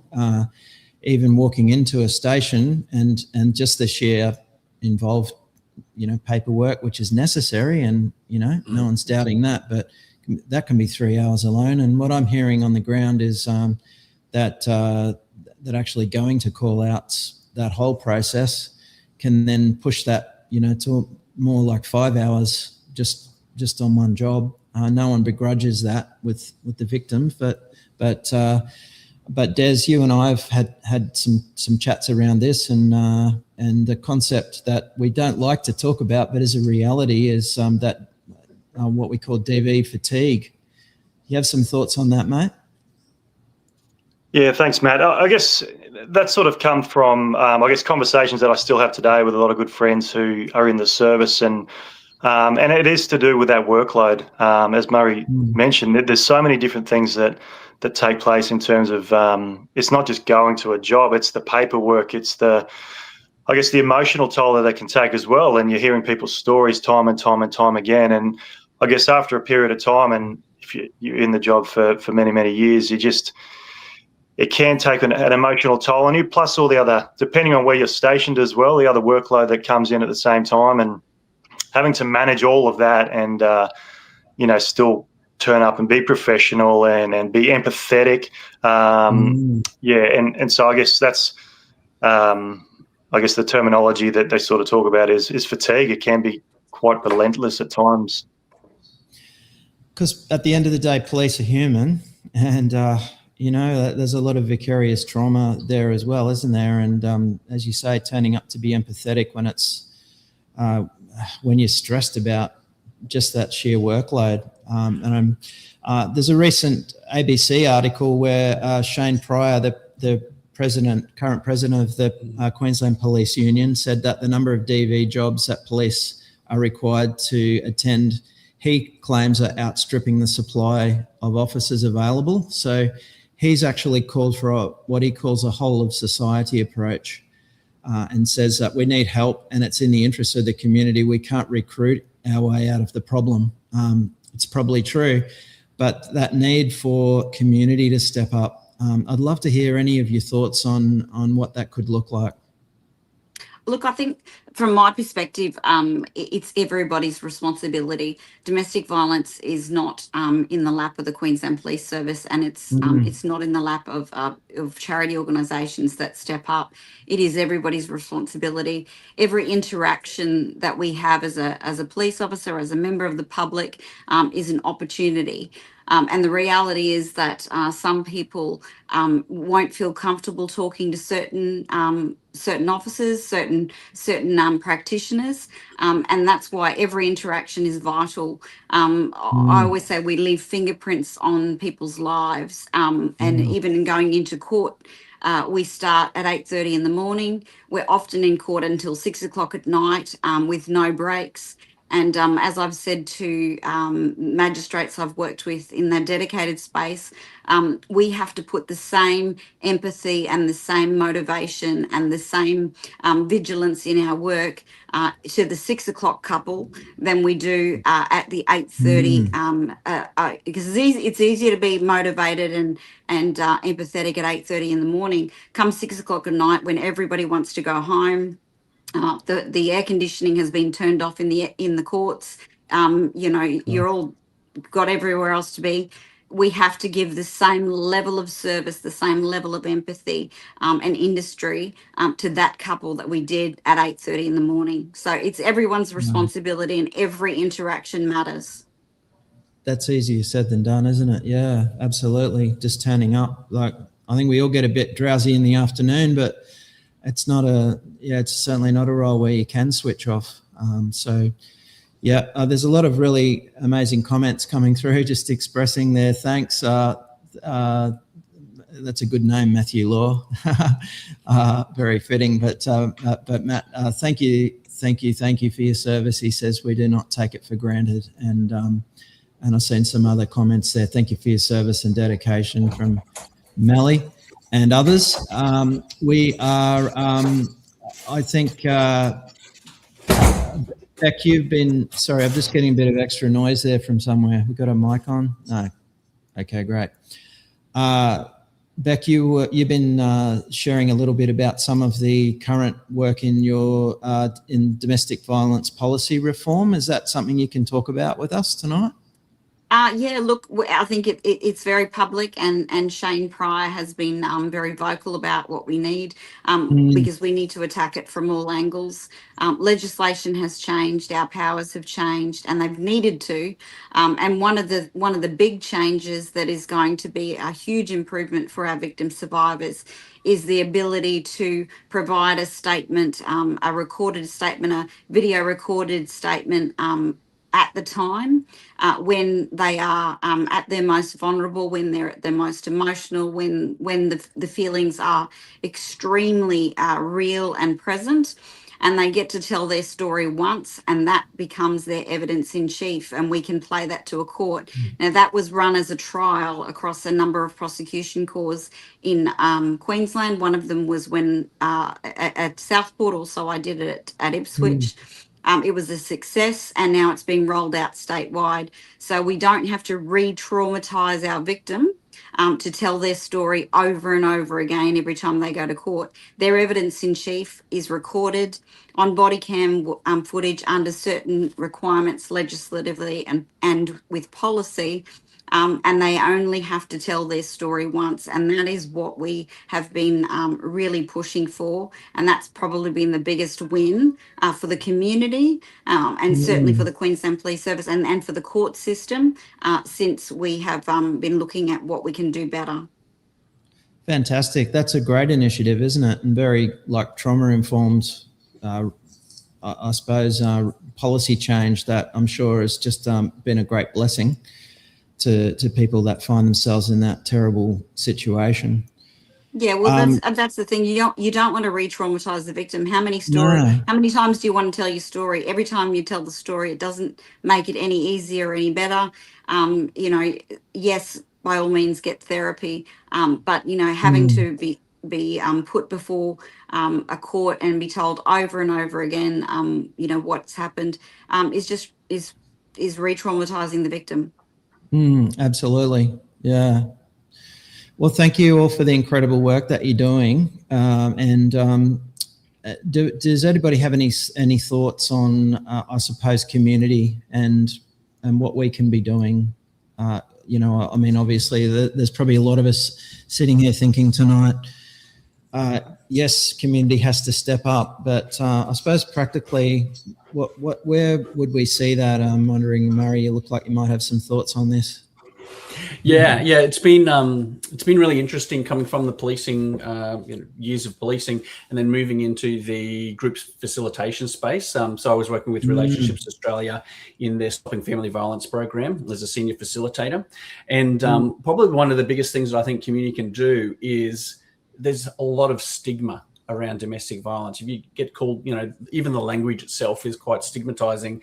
You're a perpetrator. You made a victim of somebody.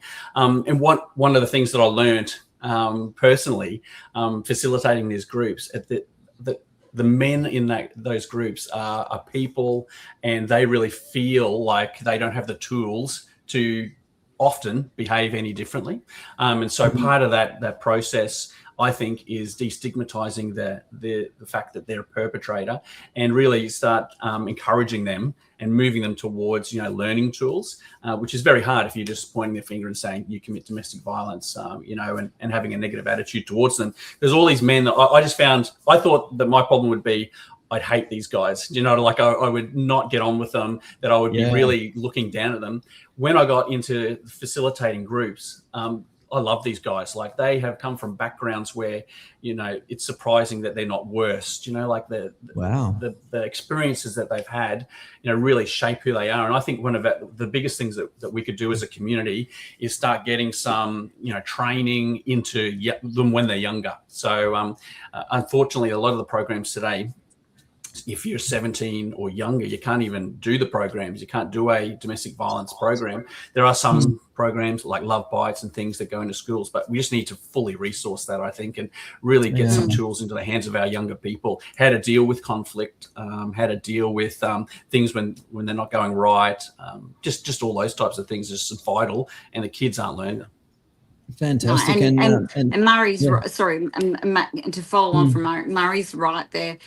We've got generational harm. So we've got generations of children who that's all they see. They've seen their grandfather, they've seen their father. They don't know any different. We need to get in and start addressing it in their youth, so that they have these tools, and they have a different option, a different role model, a different way of doing business, and that's something that all of us can contribute to. Absolutely. And Des, you coming from QPS and now finding yourself in a local council with in your role there in community engagement with the DV portfolio, no doubt that has informed your work. So what are you doing in that space with involving community in the early prevention? Yeah, we work with many stakeholders here on the Sunny Coast in terms of prevention. And I think what Murray sort of touched on too, one of the things we do a bunch of stuff with guys as well, and doing stuff in group and having a place where a person can show up and be authentic and share their true self in a way that's, there's no judgment, there's no stigma, but it's amazing when you create that environment, how healthy that actually is. DV typically is in isolation, but when you're working with people in a group and it's out in public or it's in a place where you're having to be real, and it's a very, very powerful thing. And we've seen tremendous results from that, and really good preventative tools, programs come as a direct result of that. But we have a long-term mindset as well. It's just not 5, 6, 7 weeks. We've been working together now for a couple of years. and it's been pretty good to see what things have emerged out of that. Great. Well, look, thank you so much. We've actually run out of time for our panel tonight, but thank you for what you've shared, and I hope it's going to really motivate community to help with some of that heavy lifting in the DV space just by getting on the front foot with this and more early prevention. So thank you so much for joining us. And we're going to move on now, and I'm going to hear from another one of our brave stories. And we're hearing from Tanya, who's, I think that's where we're up to. Let me check my notes. Yes, absolutely. And there's Tanya. Thanks for joining us tonight, Tanya. We first met at a circuit breaker group. I like to come and visit the group sometimes on the final night just to say congratulations. I think your first words to me were, thank you, this course has saved my life. And I went straight into, what? That sounds like an exaggeration, surely, but wow, you're an amazing lady, Tanya. Can you tell us what was happening for you at that time?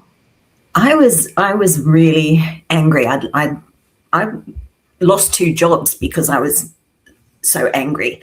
And my partner had said to me, this is, you're yelling all the time. You're yelling at the animals. We just can't go on like this. And I literally gave myself 3 months to get well, to get help. And I honestly had set a date that if I couldn't get well and couldn't find new tools, that I was going to take my life. So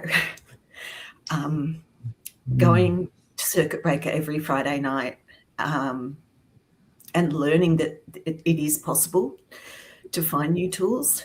I remember my very first day. Sorry, my voice is a bit shaky. Yeah, that's understandable, Tanya. I Thanks. said, I've been angry since I was 3 years old. I don't know how to not be angry. I've now done circuit breaker twice because I went through some big life changes, and I have felt the anger creeping in again. And so the second time, I already had this base knowledge, but to do it a second time, I just learnt so much more. And I grew as a person. And my partner is happy and is smiling. Yeah, that's fantastic. Wow. Yeah. So I understand your partner had also given you an ultimatum. Yeah. That if I couldn't get well, we were breaking up. We've just made 11 years together. So yeah. Congratulations. Yeah. Thank you. And it's helped me in my work. I work in the mental health sector, and people come in and constantly say, I'm just angry. I don't know why, but I'm angry. And so I'm able to share some of the tools that I've learned with them at work, which is amazing.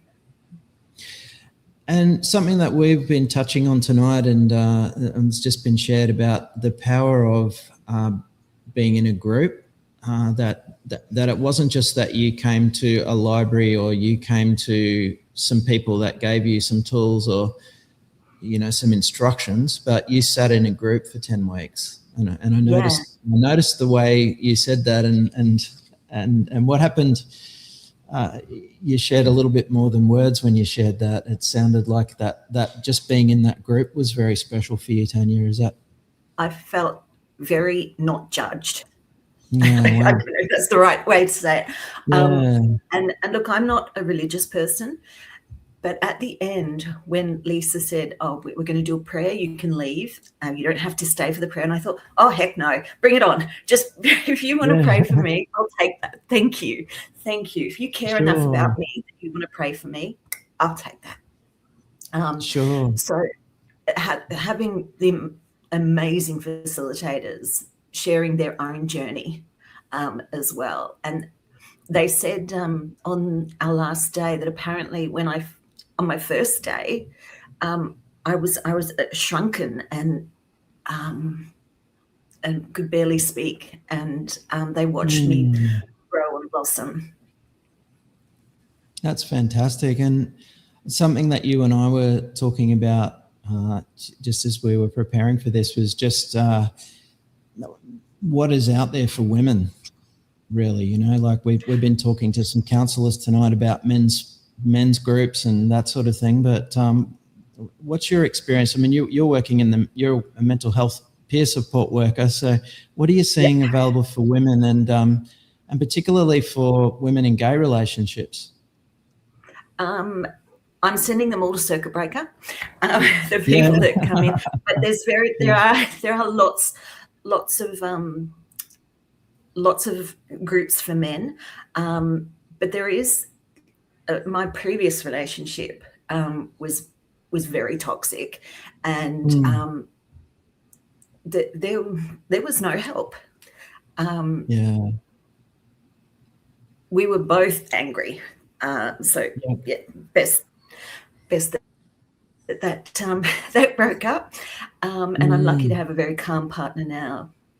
Yeah, but I catch myself needing timeouts.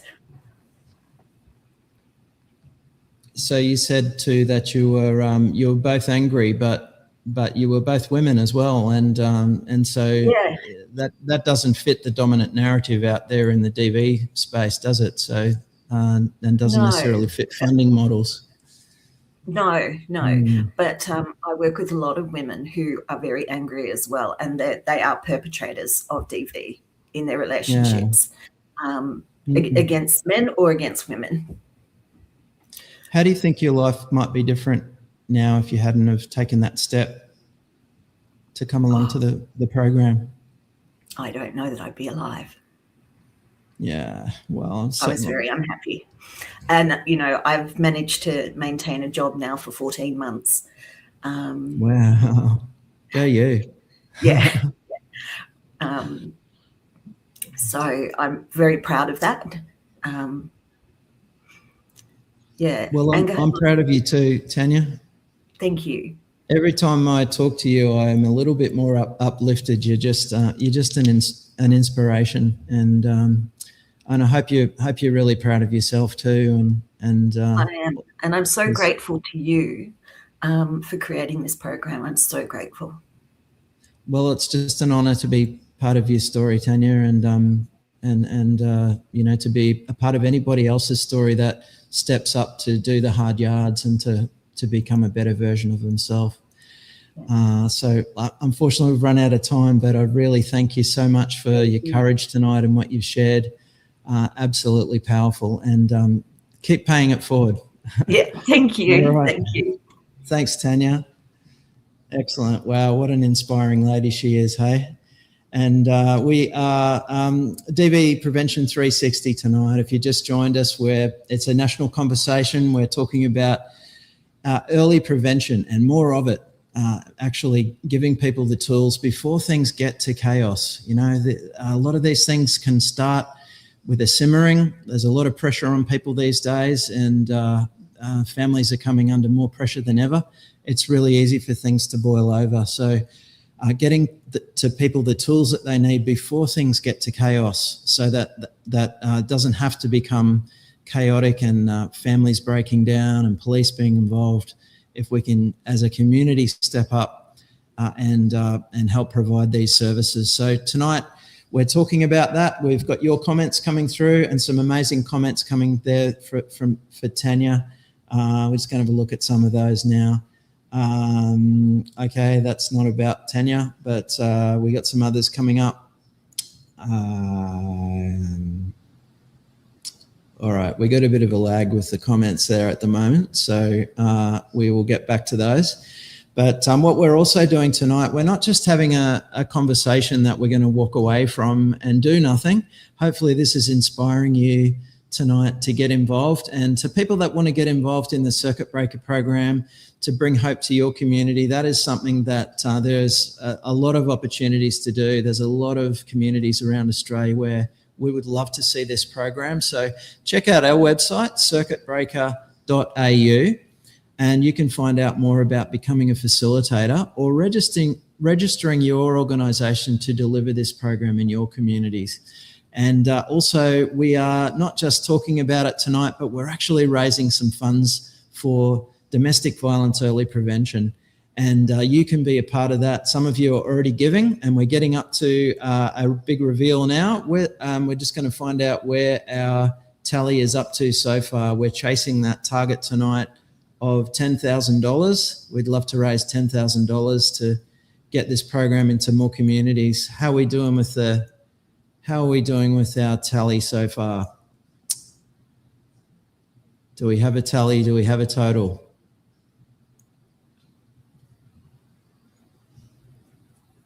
No, I think we're having a bit of technical trouble there. But we are going to move on, and I'd love to introduce you to some amazing people that have been doing some great work in their local communities.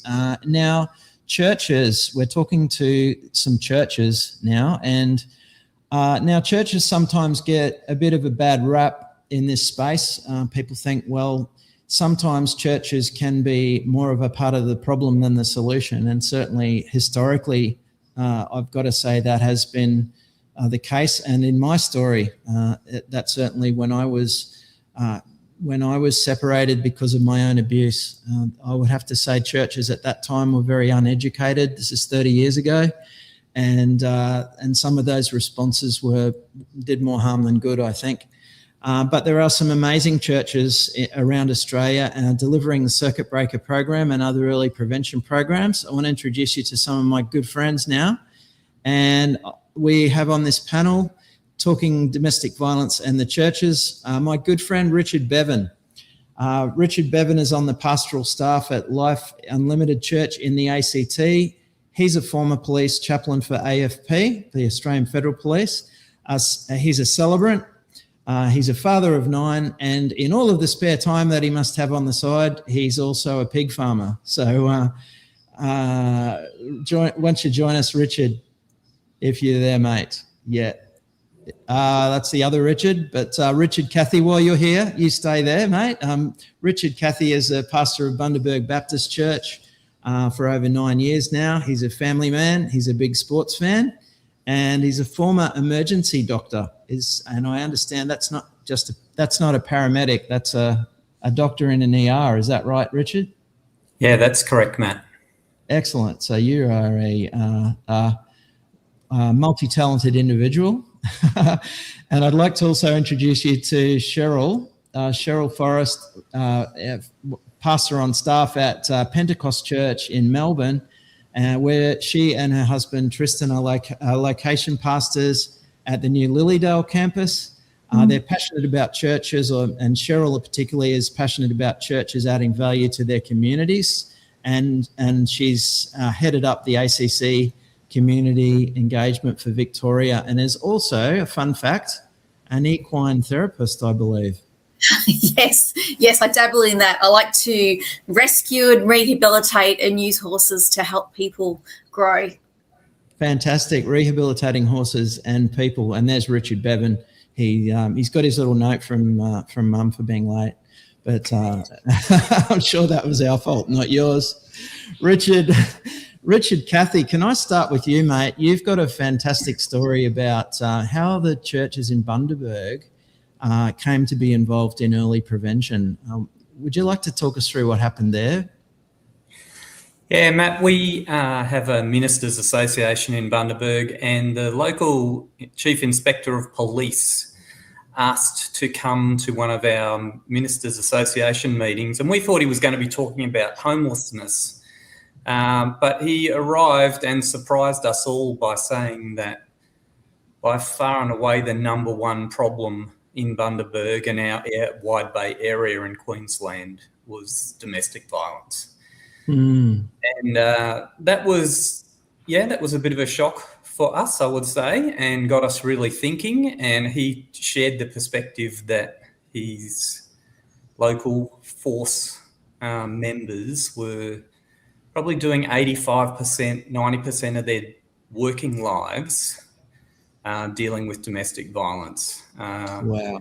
That it was really burning them out potentially, and he just wanted to let us know about that and ask us to get involved if we could. And then he came back 6 months later and invited himself back again. Because he said, this is just overwhelming us now. We've got to do something. Can you please stand with us and other community leaders and say, stop it to everybody? And we, we just kind of said, well, we're used to giving messages to people about behaviour and motivation and all that type of stuff. And just saying stop it doesn't work. It's more complicated than that. And so we were able to work with a whole bunch of community leaders on a local campaign and to try to, really raise awareness and give a more proactive message than just stop it. Fantastic. So, yes, I relate to that, Richard. So 30 years ago when I was a domestic violence perpetrator myself in a church, I was given that helpful advice of just stop it. And not super helpful, but to be able to give people tools and some strategies and some support, some wraparound support, as I know you guys have done, is again a very different kettle of fish, isn't it, mate? Yeah, once they opened our eyes to the scale of the problem, a bunch of different churches really went into a more proactive phase. And so we brought you to Bundaberg, and a number of churches have joined together to run courses. It's really been very helpful to be able to do that collaboratively as well. Wow. That has been a really amazing thing to witness, that the Bundaberg churches, and just the unity that exists between them, and to be able to even share facilitators. Like, we've got a course coming up. Have you got somebody else that we could borrow? And can we use your building? And just to see that's quite a beautiful thing that I was blessed to see firsthand there in Bundaberg. And also delivering the course at different times of the year, so that there was more availability for the community and to rescue facilitators in that off season. So amazing work, Richard. And Cheryl, you've been quite involved in the Family Violence Prevention Network with Knox City Council there in Victoria, and trying to get Victorian churches to play a part. How's progress down there, Cheryl? Yeah. Oh, well, good. What I'm seeing is that, people want to do something but they're not sure where to start all the time. So I encourage churches to get involved, obviously, in their communities. We care about the wellbeing of our communities, to connect with local council, connect with local school wellbeing teams, anywhere they can, really, and just hear what's going on and listen. And be a part of the conversations that are going to bring change for the future. Absolutely, yeah. And do you think Victorian churches have a part to play in that community space in the early prevention? Absolutely. I think that the church is really uniquely positioned in many ways. First of all, we believe in transformation. We know that lives can be turned around and changed. We believe in a God that's merciful. So we care about creating those spaces that are shame-free, where people aren't going to feel judged, where they can engage in honest conversation and have someone walk alongside them to change. I think also there's an incredible capacity to mobilise volunteers within our churches as well. If we could train them, train people up to be trauma aware and to be facilitators in courses like Circuit Breaker. But we also, we can help with funding like what you're doing now. I think our churches are very generous. I encourage churches to get involved with grant writing as well. I've won some grants for communities to help roll out the Circuit Breaker program as well. And we have many community partnerships. And I think this is something we're all going to solve together. We all need to work together for this. that's a really great way to think, Cheryl, isn't it? That it can be really overwhelming if we look at it like it's some kind of a one-man lift, but together as a community we can really lift this problem, and we can, instead of waiting for the ambulance at the bottom of the cliff, we can join hands at the top of the problem and really do something very significant, as you guys are doing. Yeah, and we can come up with ideas together with other community groups. I remember sitting with a local school vice principal, and he was part of the wellbeing team as well, and he was scratching his head saying, we know the families that need the help, but how do we encourage them to do courses like Circuit Breaker? And he came up with the idea of the Dad Initiative. How about we use natural rhythms in communities such as Father's Day, Movember, Men's Mental Health, Christmas time, to honour dads, but to also help them get in contact with a course like Circuit Breaker where they can find new tools. So I think together, we can come up with some great initiatives and ideas. Yeah, that's fantastic, and that's really what you're doing there. And Richard Bevan. I've got to say, Richard, I've got to use your surname, so hope I'm not going to sound like a parent and you're in trouble. But Richard Bevan, as someone who's worked as a chaplain with the Australian Federal Police, you'd be aware of the prevalence of this issue in your community and what a big challenge this is for communities. How's your church addressing this issue locally? Yeah, we much the same as what we've just heard. We've been encouraging people through the Circuit Breaker program, and really, it's proof is in the pudding. To speak absolutely personally from my perspective, is that I did the course. And my family saw so much difference in the way that I behaved that then my wife did the course, and then my eldest daughter did the course, and they just see the change that has happened in your life, and they just want it. Because like your previous lady, I think it was Tanya, she said all I knew was how to be angry, and if we don't put a different perspective into someone's life, that's all they know. Because it's the coming back to some of the theories that we grow up with at school, the monkey see monkey do theory. If you grow up in a household which is violent, you're going to think that that's normal. Yeah, absolutely. Until you see a different point of view, that's all you do know. So as a church, we've had people from the church and also from the community get involved. And it's changing lives, it's changing families, and it's just incredible. Fantastic, Richard. And one of the things that is really impresses me about your programs, you're running the course a few times a year, but you're running men's courses and women's courses, and occasionally you're doing a mixed course. Can you tell us about that? Because I think it would probably be a surprise to a lot of people that there's so much demand from women. So we went back through the statistics the other day, and we've actually had more ladies come through the course, more females come through the course than males. So last time we ran one male course and we had two female courses, and we actually had a quite a unique experience there, particularly for myself, where I co-facilitated one of the ladies' courses, which as a man, that again gave me a completely different reality check from the female perspective. It was eye-opening for me, but also I was able to give them inside that group the male perspective of certain things and aspects, and they just went, "We never thought that." Yeah.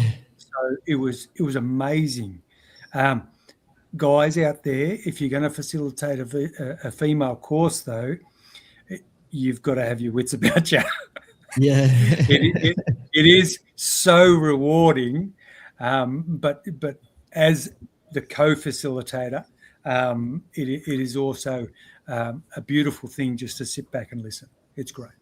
Yeah, oh, fantastic. And just on that subject of mixed groups as well, because this actually, I mean, I wrote this course and I never expected that mixed groups would become so popular. So just to clarify, anybody that's thinking that could be fireworks, well, we never put couples together. As a matter of policy, we never put couples together in a group. But increasingly, I would say probably 50% of our organisations now are delivering mixed groups. It's a great surprise to me. However, having been in a mixed group and facilitated a mixed group, it's actually really powerful. It's I think there's pros and cons both ways, and I've sort of come to a view that there isn't a right way. It just is great, whichever way you do it. You delivered a mixed group in Bundaberg, I believe, Richard, Kathy. Yeah, we did, mate. And we've just in the process, we've had some grant money Cheryl's talking about, and we've employed a new community programs coordinator and looking at running as many groups as we can. Wow. People from right across the spectrum of our community. And it's great now to have connections with local domestic and family violence services that will actually refer people to us. Once you kind of proven that you're going to run things safely and effectively, they'll send men and women. We're happy to do whatever we can, mate. I love that because there was a time where churches did their own thing and almost tried to stay separate from community. But what you're talking about is community, churches, local government, all working together and doing that heavy lifting together, and that really excites me. That we're all on the same team, and even in your case, Richard, Kathy, and Bundaberg's story, like. Just seeing churches working together as well is remarkable. We've actually run out of time for our panel now, unfortunately, but it's been a fascinating discussion. And can I thank you and salute you for the amazing work that you're doing all over Australia, there in Victoria, the ACT, and Bundaberg, Queensland. And to anyone else that's watching from other groups, why don't you give us a shout out from where you're watching from tonight? But thank you so much for all that you do. Thank you to your churches as well. Thanks, Matt. We are moving on now to just want to let you know, if you've just joined in, what we're doing tonight, and that is DV Prevention 360. So this is about having a national conversation about preventing domestic and family violence.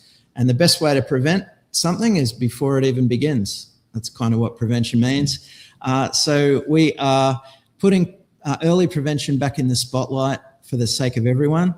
And coming up, we're going to be talking prisons. We're going to be talking immigration detention.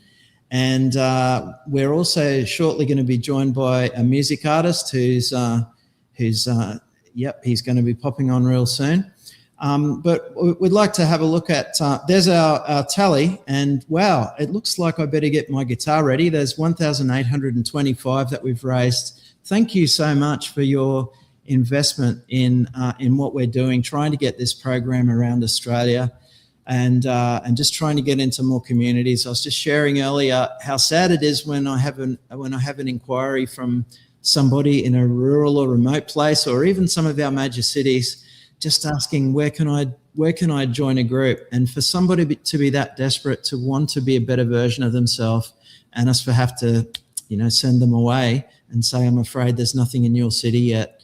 That's a pretty sad day. So let's take this further. We can do this together. We can lift this together, and we can lift that tally, I know. And if you are giving, I wonder if you just drop a comment in. You don't have to say how much you gave, but I wonder if that might just encourage some other friends just to get involved in this as well.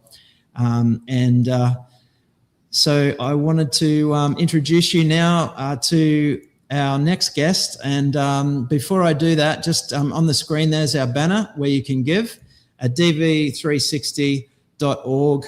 And don't forget, if we get to $10,000 I have to do a song. I have to perform a song.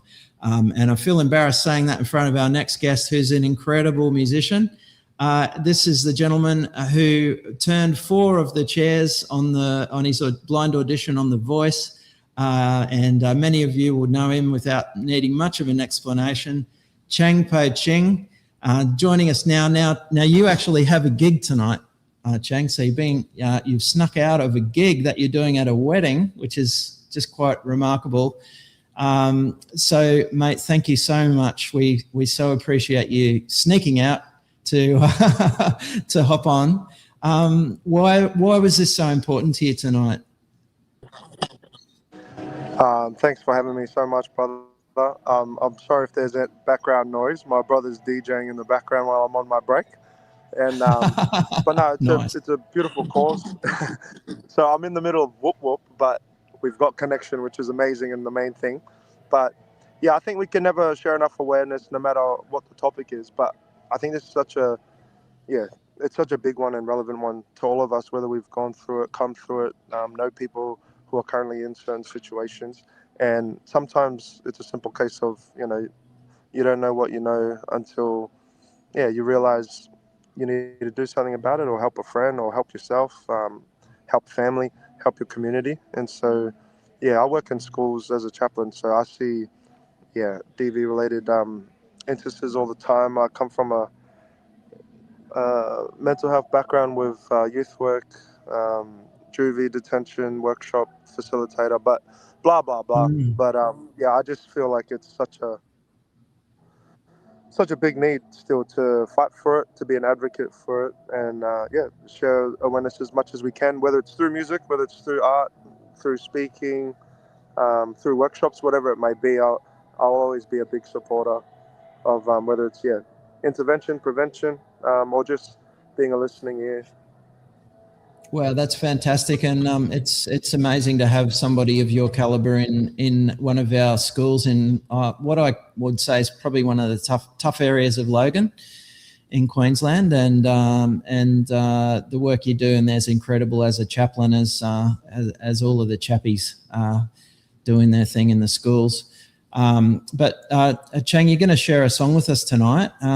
Would you like to tell us why you've chosen this particular song?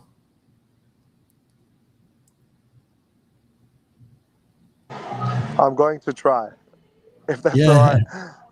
If I don't, I hope I'm not cutting out for you guys. So I'll try and do a little portion for you guys at least. But sure. It's a well-known song, and so if you know it, feel free to sing along. I won't be able to hear you, but that's okay. Sometimes I feel I've got to run away. I've got to get away from the pain. You drive into the heart of me. The love we share seems to go nowhere, and I've lost my life, for I toss and turn, yes, I scream at night. Once I run from you, now I run from you. This tainted love you give, I give you all the love I need to take my tears and let's not give it up.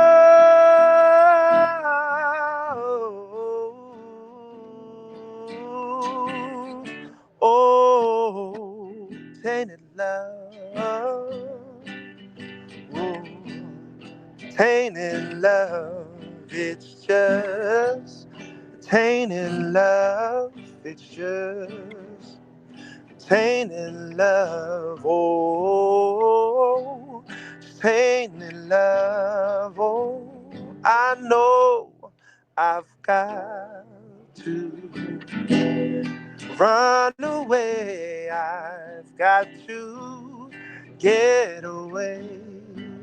You don't really want any part of me. No, 'cause it's tainted love. Oh, it's tainted love. Just tainted love.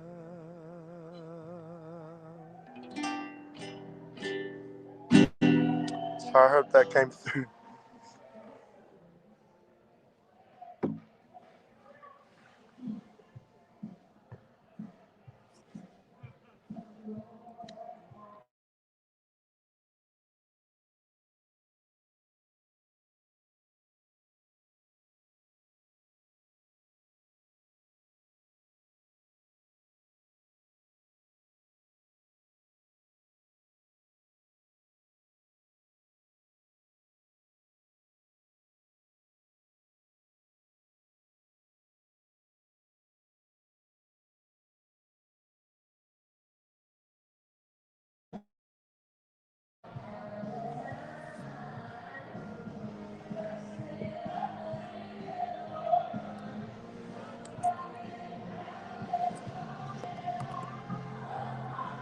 Reception, but thank you so much for joining us. Thanks for all that you're doing in the schools with our precious young people. God bless you, mate. Excellent. What an inspirational guy. What a big voice, hey? And if we get to $10,000, we're going to find out whether I've got a voice at all. So absolutely amazing guy. And if you're just joining us, of course, we're DV Prevention 360 tonight, talking about preventing domestic and family violence. We have had some amazing advocates and people giving their time generously. And there's a comment from Hamish Bolton from a school chaplain. This is such a great initiative, and it's vital that we equip the many people in our communities stuck using ineffective and harmful strategies in their relationships. Great work, and great work you're doing there in Stanthorpe, Hamish, as well. We might have had some sound difficulties there by the look of it, but everything's back, and sorry about that with Chang dropping out there, but understandable if you knew where he was in that secret location in the country. So we're raising funds tonight. How's our tally going? We're getting up around close to the $2,000, $1,825 we're up to. $1,825, a good year. No, I'm not actually that old. But we'd love you all to dig deep tonight and help us get this to the communities that need it. Don't forget, if it's $10,000, which is our target, I'm feeling pretty safe right now. It doesn't look like I'm going to have to get the guitar out, but I would actually love to be able to do that if we do get to that $10,000 mark. So, and I just think of what we could do with that in terms of investment and getting this into more areas, not just in Australia but overseas. So we've been in 7 states and territories in Australia now with the program, but still getting into more regional and remote areas would be a fantastic thing to be able to do. So please dig deep. If you're enjoying this, would you please like and please share and let your friends know about this important conversation that we're having tonight. We're getting close to the finish line, and we're now going to hear a pre-recorded story. I really wanted to have this guy join us tonight. Unfortunately, he was unavailable, but was gracious enough to let me pre-record an interview with another gutsy interview with a man that I'm very proud of, Jeff. So we're going to go straight to Jeff's story and hear from him. Yeah, my name is Jeff, and my story, I was in a domestic violence relationship back in 2017, 2018. And during that time, there was a lot of domestic violence, control, and there was a DV order put on the relationship about 6 months into the relationship, and then further along into the relationship, the order got changed to a no contact order, which meant that I wasn't able to be around my fiance at the time, and but there was still that emotional connection there. So I still wanted to be around her and all that. But there was this order in place. So one night she ended up calling the cops. She just had enough of all the fighting and arguing, and that sort of led to me getting help. So from that point, I was chucked in remand for 9 days, and then I got out, and I was sort of on a bit of a journey for 2 years to sort of discover myself. And through that time, I did a responsible men's program out in Logan, and so that's a 16-week program to sort of help men with anger issues and whatnot. And so I ended up have to take that twice, because during that time I got I think towards the end of it, I think I only had 1 or 2 nights left, but I had to during that time I ended up getting chucked in immigration detention. So then I had to, when I got out, I had to go and complete it again. So during that time, I was still going through the court proceedings and whatnot, and it wasn't like during this time I was sort of like a bit of a self-discovery. I was sort of reading different books, reflecting on the relationship that was and how can I be better moving forward. But it wasn't until 2020 until I went to court, and that was my sentence day, and that was where I was going to find out what the outcome was going to be, if I was going to do jail time or a suspended sentence. But I ended up doing a jail time, which was 3 months, three months behind bars. And like through those 3 months, it was kind of a sobering time. It was a healing time where I could just have time with God and just be patient on myself. And on my last week there, that's where I sort of come to know about circuit breaker. One of the inmates there comes to me in the yard. He's like, "Have you heard of this circuit breaker?" I was like, "Never heard of it." So what? And he said, "Oh, you should check it out. It's a 10-week program, and it's run by a pastor. He's a Christian dude, and it's pretty good." So I was on my last week at the time. I still wasn't able to do it. So once I got out, I really wanted to do this course. So yeah, I think I looked around for a little bit, and then I sort of found the course, and then I think I signed up maybe a few months later or a few weeks later, and then yes, I did the responsible men's program, and would have been a couple of years later I did the circuit breaker. And what really stood out to me was like how uplifting the circuit breaker was, and how every session or segment sort of just built upon itself. And it was just real loving, really encouraging, and really and to be able to understand timeouts and to be able to understand that so simply, which is really cool.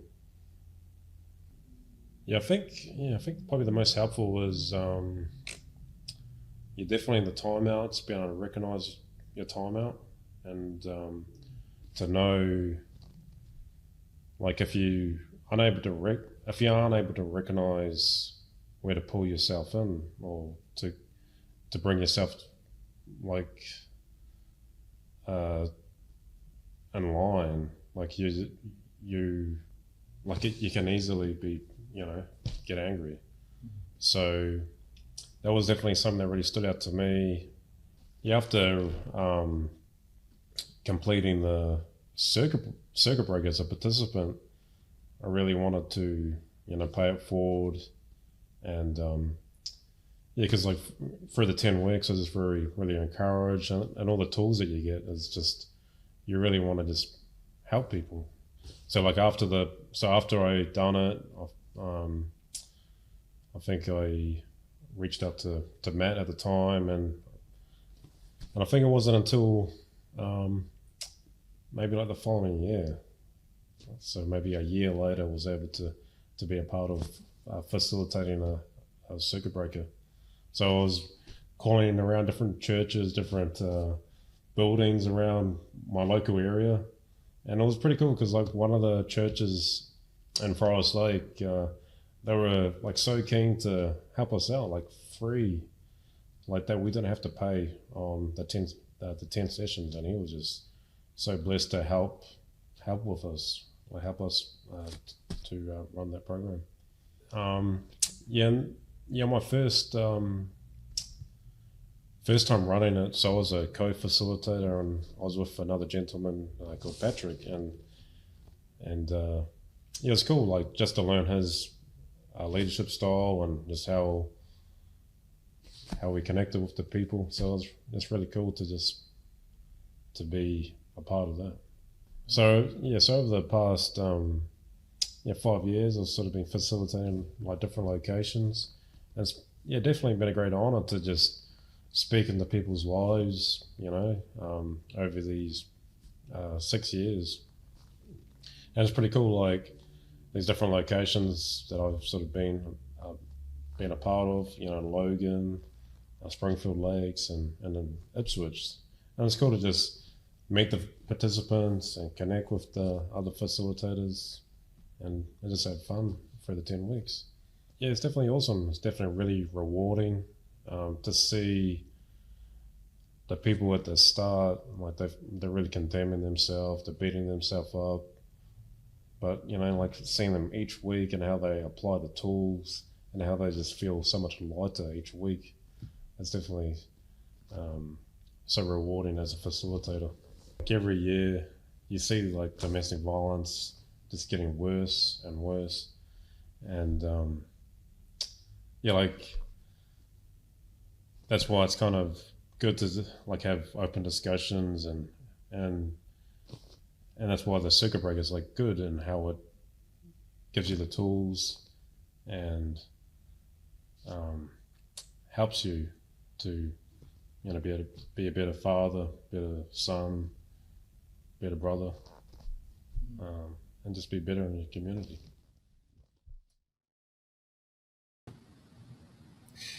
Wow. Are you getting a taste of the kind of people that I get to have in my life? People that are so inspiring to me, guys like Jeff.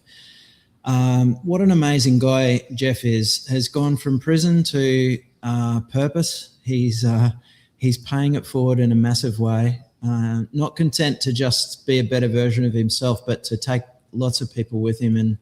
And here's a fun fact.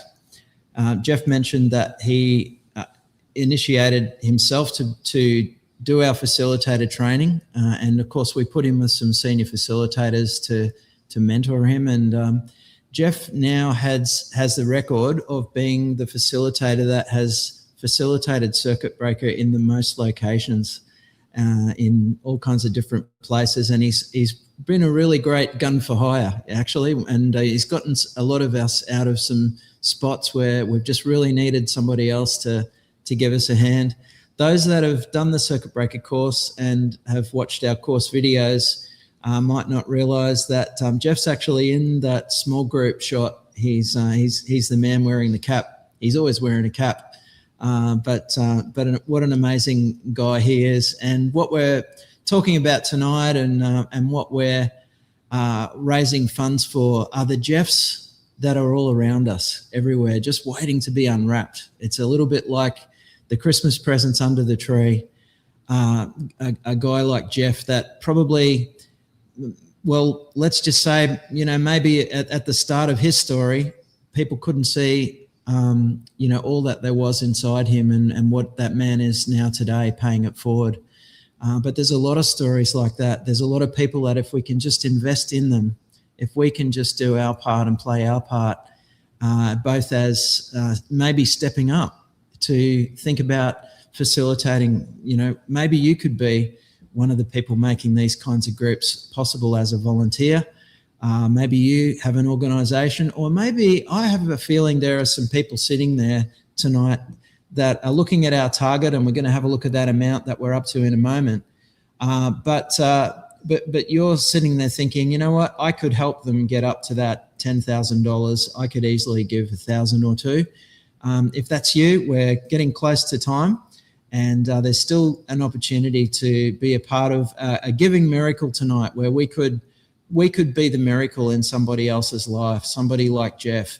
And a story that I often tell, often use this analogy, that somebody once said, you can count the number of seeds in an orange, but you can never count the number of oranges in one seed. Just let that sink in for a moment. And when we're looking at a story like Jeff's story, you know, we will never know, because that's a gift that keeps on giving. And Jeff continues to help facilitate generational change. People coming through our groups, there's little people looking up to them. There's other people that are being influenced by them, and their stories are changing. That's what generational community change looks like. And that's what you're investing in tonight if you're giving. So I'd encourage you, if you are giving, could you please leave a comment? You don't have to say how much you're giving, but it might just encourage other people, if you're giving, to see if they can dig deep and they can be part of the miracle. And I'll do my bit. I've been dared that if we get to 10K, I will sing a song. So, well, we'll see if I can sing, and it'll be really good to have that opportunity. I want to introduce you to another friend of mine right now as we get into our final segment tonight, which is about domestic violence and corrections. So we're looking at prisons, we're looking at immigration detention centres, and who better to talk to tonight than my good friend Peter Fulcher. He's currently working in the construction sector, but also as a prison chaplain in Queensland.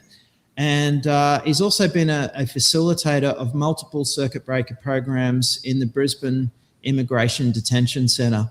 So welcome, Peter, and thanks for joining us tonight, mate. Oh, thanks for inviting me, mate. It's good to have you, mate, and thank you for what you're doing in the prisons, and for what you've done in immigration detention.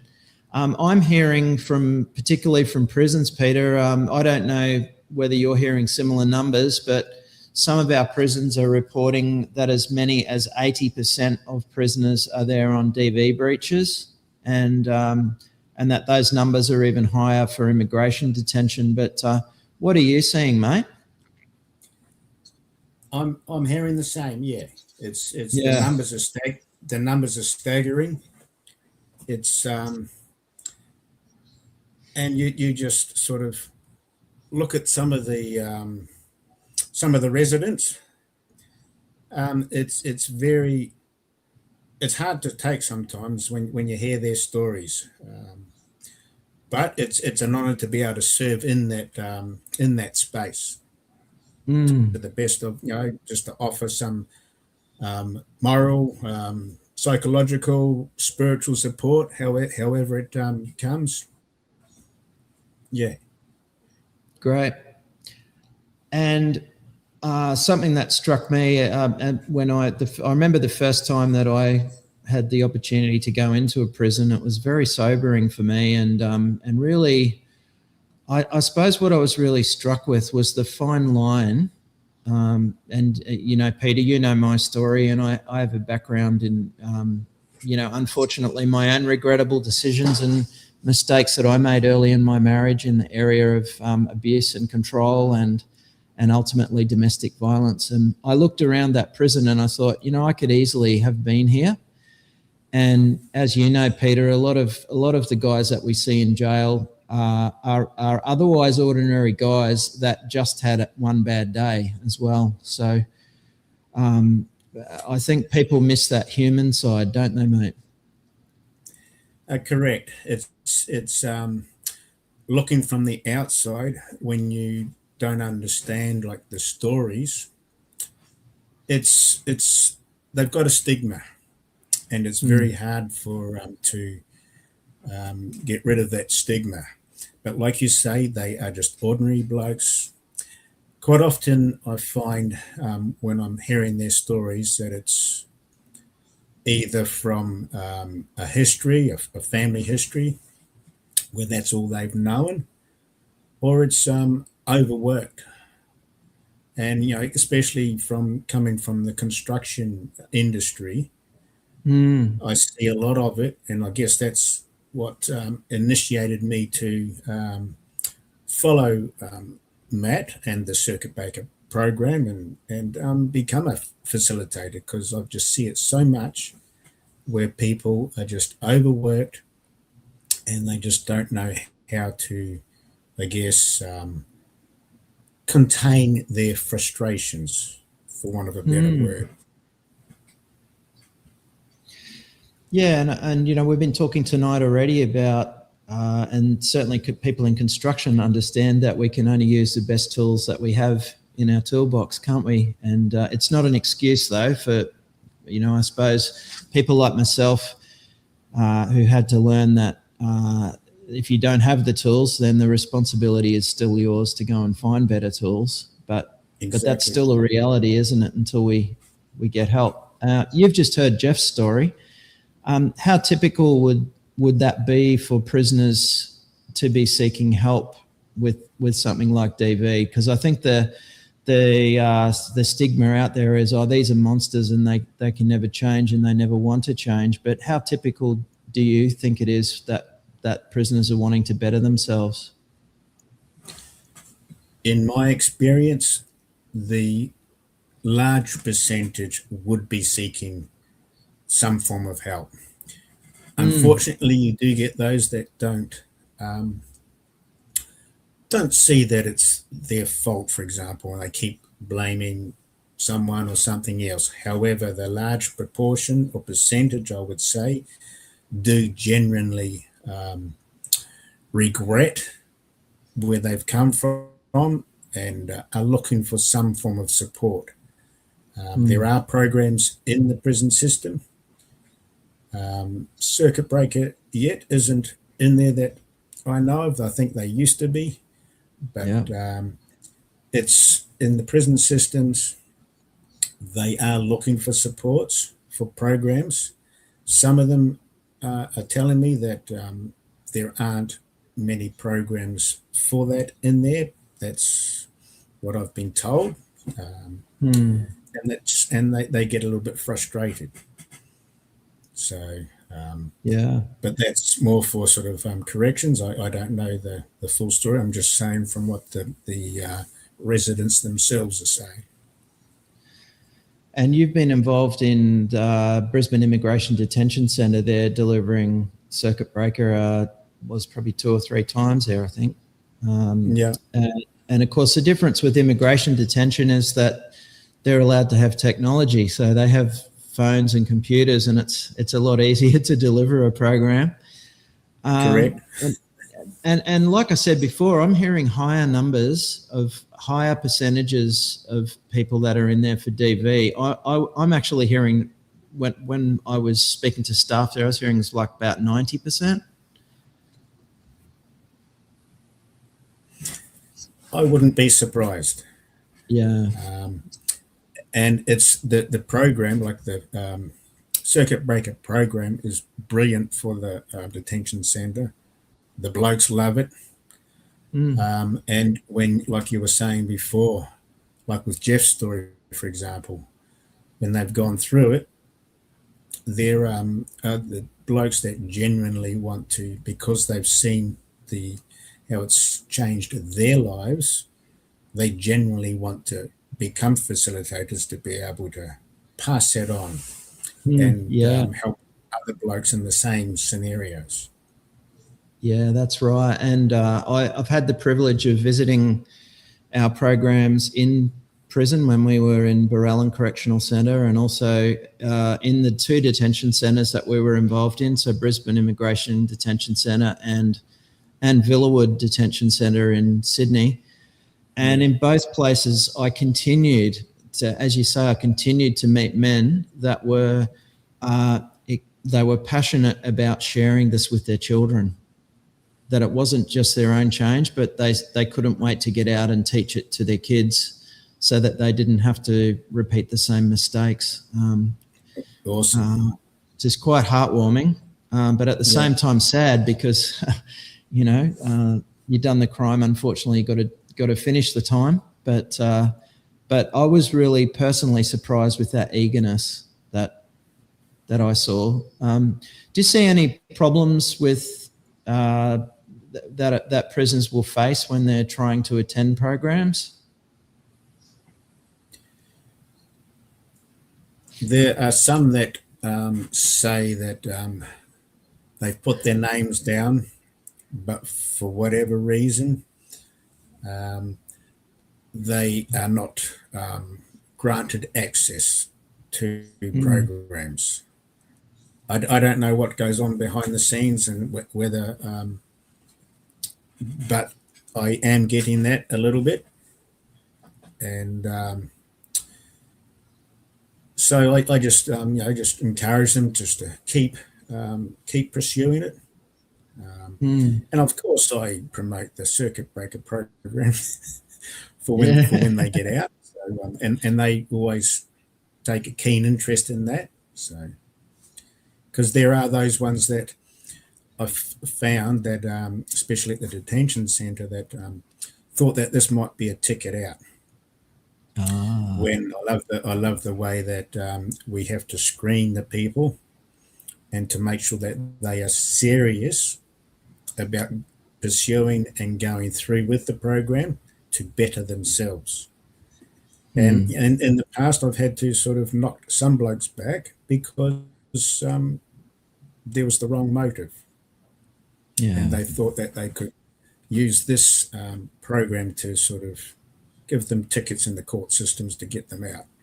But if someone is genuinely wanting to better themselves and they make that serious commitment, because it's a 10-week commitment, and you see the change, and it's so rewarding.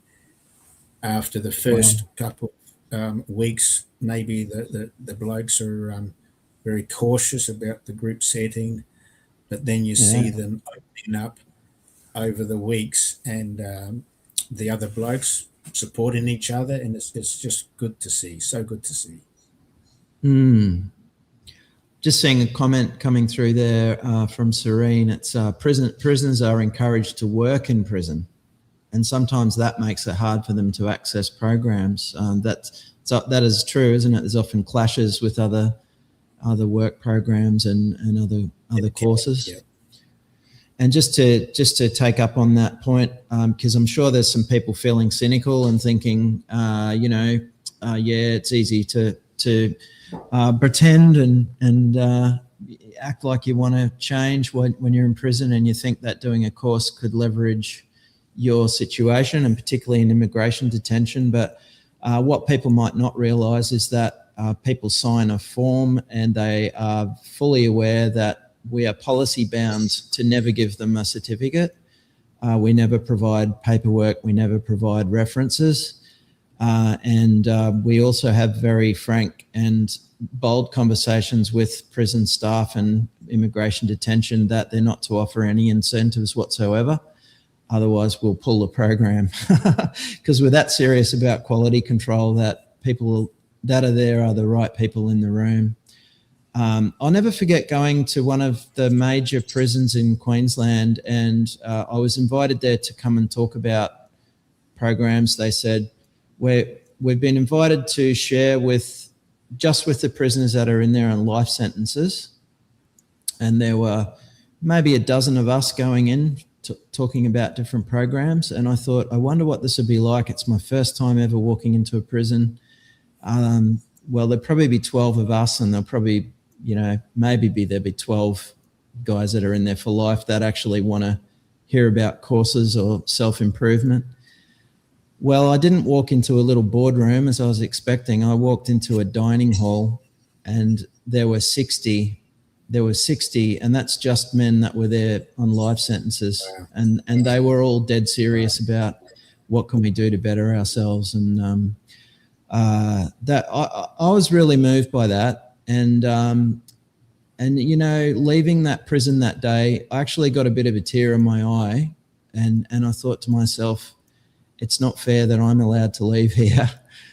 And I'm just like a hair away from being that guy that is there, that just had a really bad day, didn't keep his cool, and just escalated just that little bit more than I did. It really struck me, and it really struck me how much a lot of these people are really desperately seeking change. And there's a role there for local churches, isn't there? To as you say, you're referring to prisoners that can't do the program in prison at the moment because of technology, but can certainly look. And when they come out, it's so critically important that they land in a supportive group, isn't it, mate? Correct. And they are looking for something to improve themselves, because a lot of them are genuinely remorseful and regret what they've done. They hurt severely because they can't have access or see their families, especially their kids. I think that one probably hurts the most, the fact that they can't see their kids. And it may be from looking from the outside, we don't sort of see that side of it. But the blokes genuinely love their families, love their kids, and because of some miscalculation, some bad day or whatever it is, they've been restricted from access or seeing their families, and it does hurt. And especially if it might be, to some degree, it might have been a minor issue. I'm not minimizing in any form. No. And if they breached it because the partner wanted to talk to them when they got out on bail, for example, and they end up back behind bars. And that hurts a lot, and you can sort of understand why. We are out of time, Peter, but thank you for what you bring tonight, to being able to speak into both of those spaces with immigration detention and prisons. And thank you so much for the good work you're doing with these precious people and connecting them with help on the outside. And let's hope that tonight more people are inspired to get up and be that set of gloves to catch these people when they're released, and to to help them with that sliding doors moment that can just profoundly change their life. Thanks so much, Peter. Thanks for all you're doing too. God bless. It's my pleasure, mate. God bless you. And fantastic. So thank you for joining us tonight for DV Prevention 360. This is not the end. There's our total amount raised. And wow, I just want to thank everybody that's given so far to this tonight, $2,475, which is powerful. That's going to change lives. Our target was 10,000, and that's still our target, because as you know, with Facebook Live and YouTube Live and Instagram, these things will stay up for a time. And I would really love it if you could share, if you've enjoyed tonight. Maybe you just wanted to make sure it wasn't going to get weird before you shared it with your friends. Well, now you can share it on your wall. And please, let's share this around, because this is such a worthwhile conversation.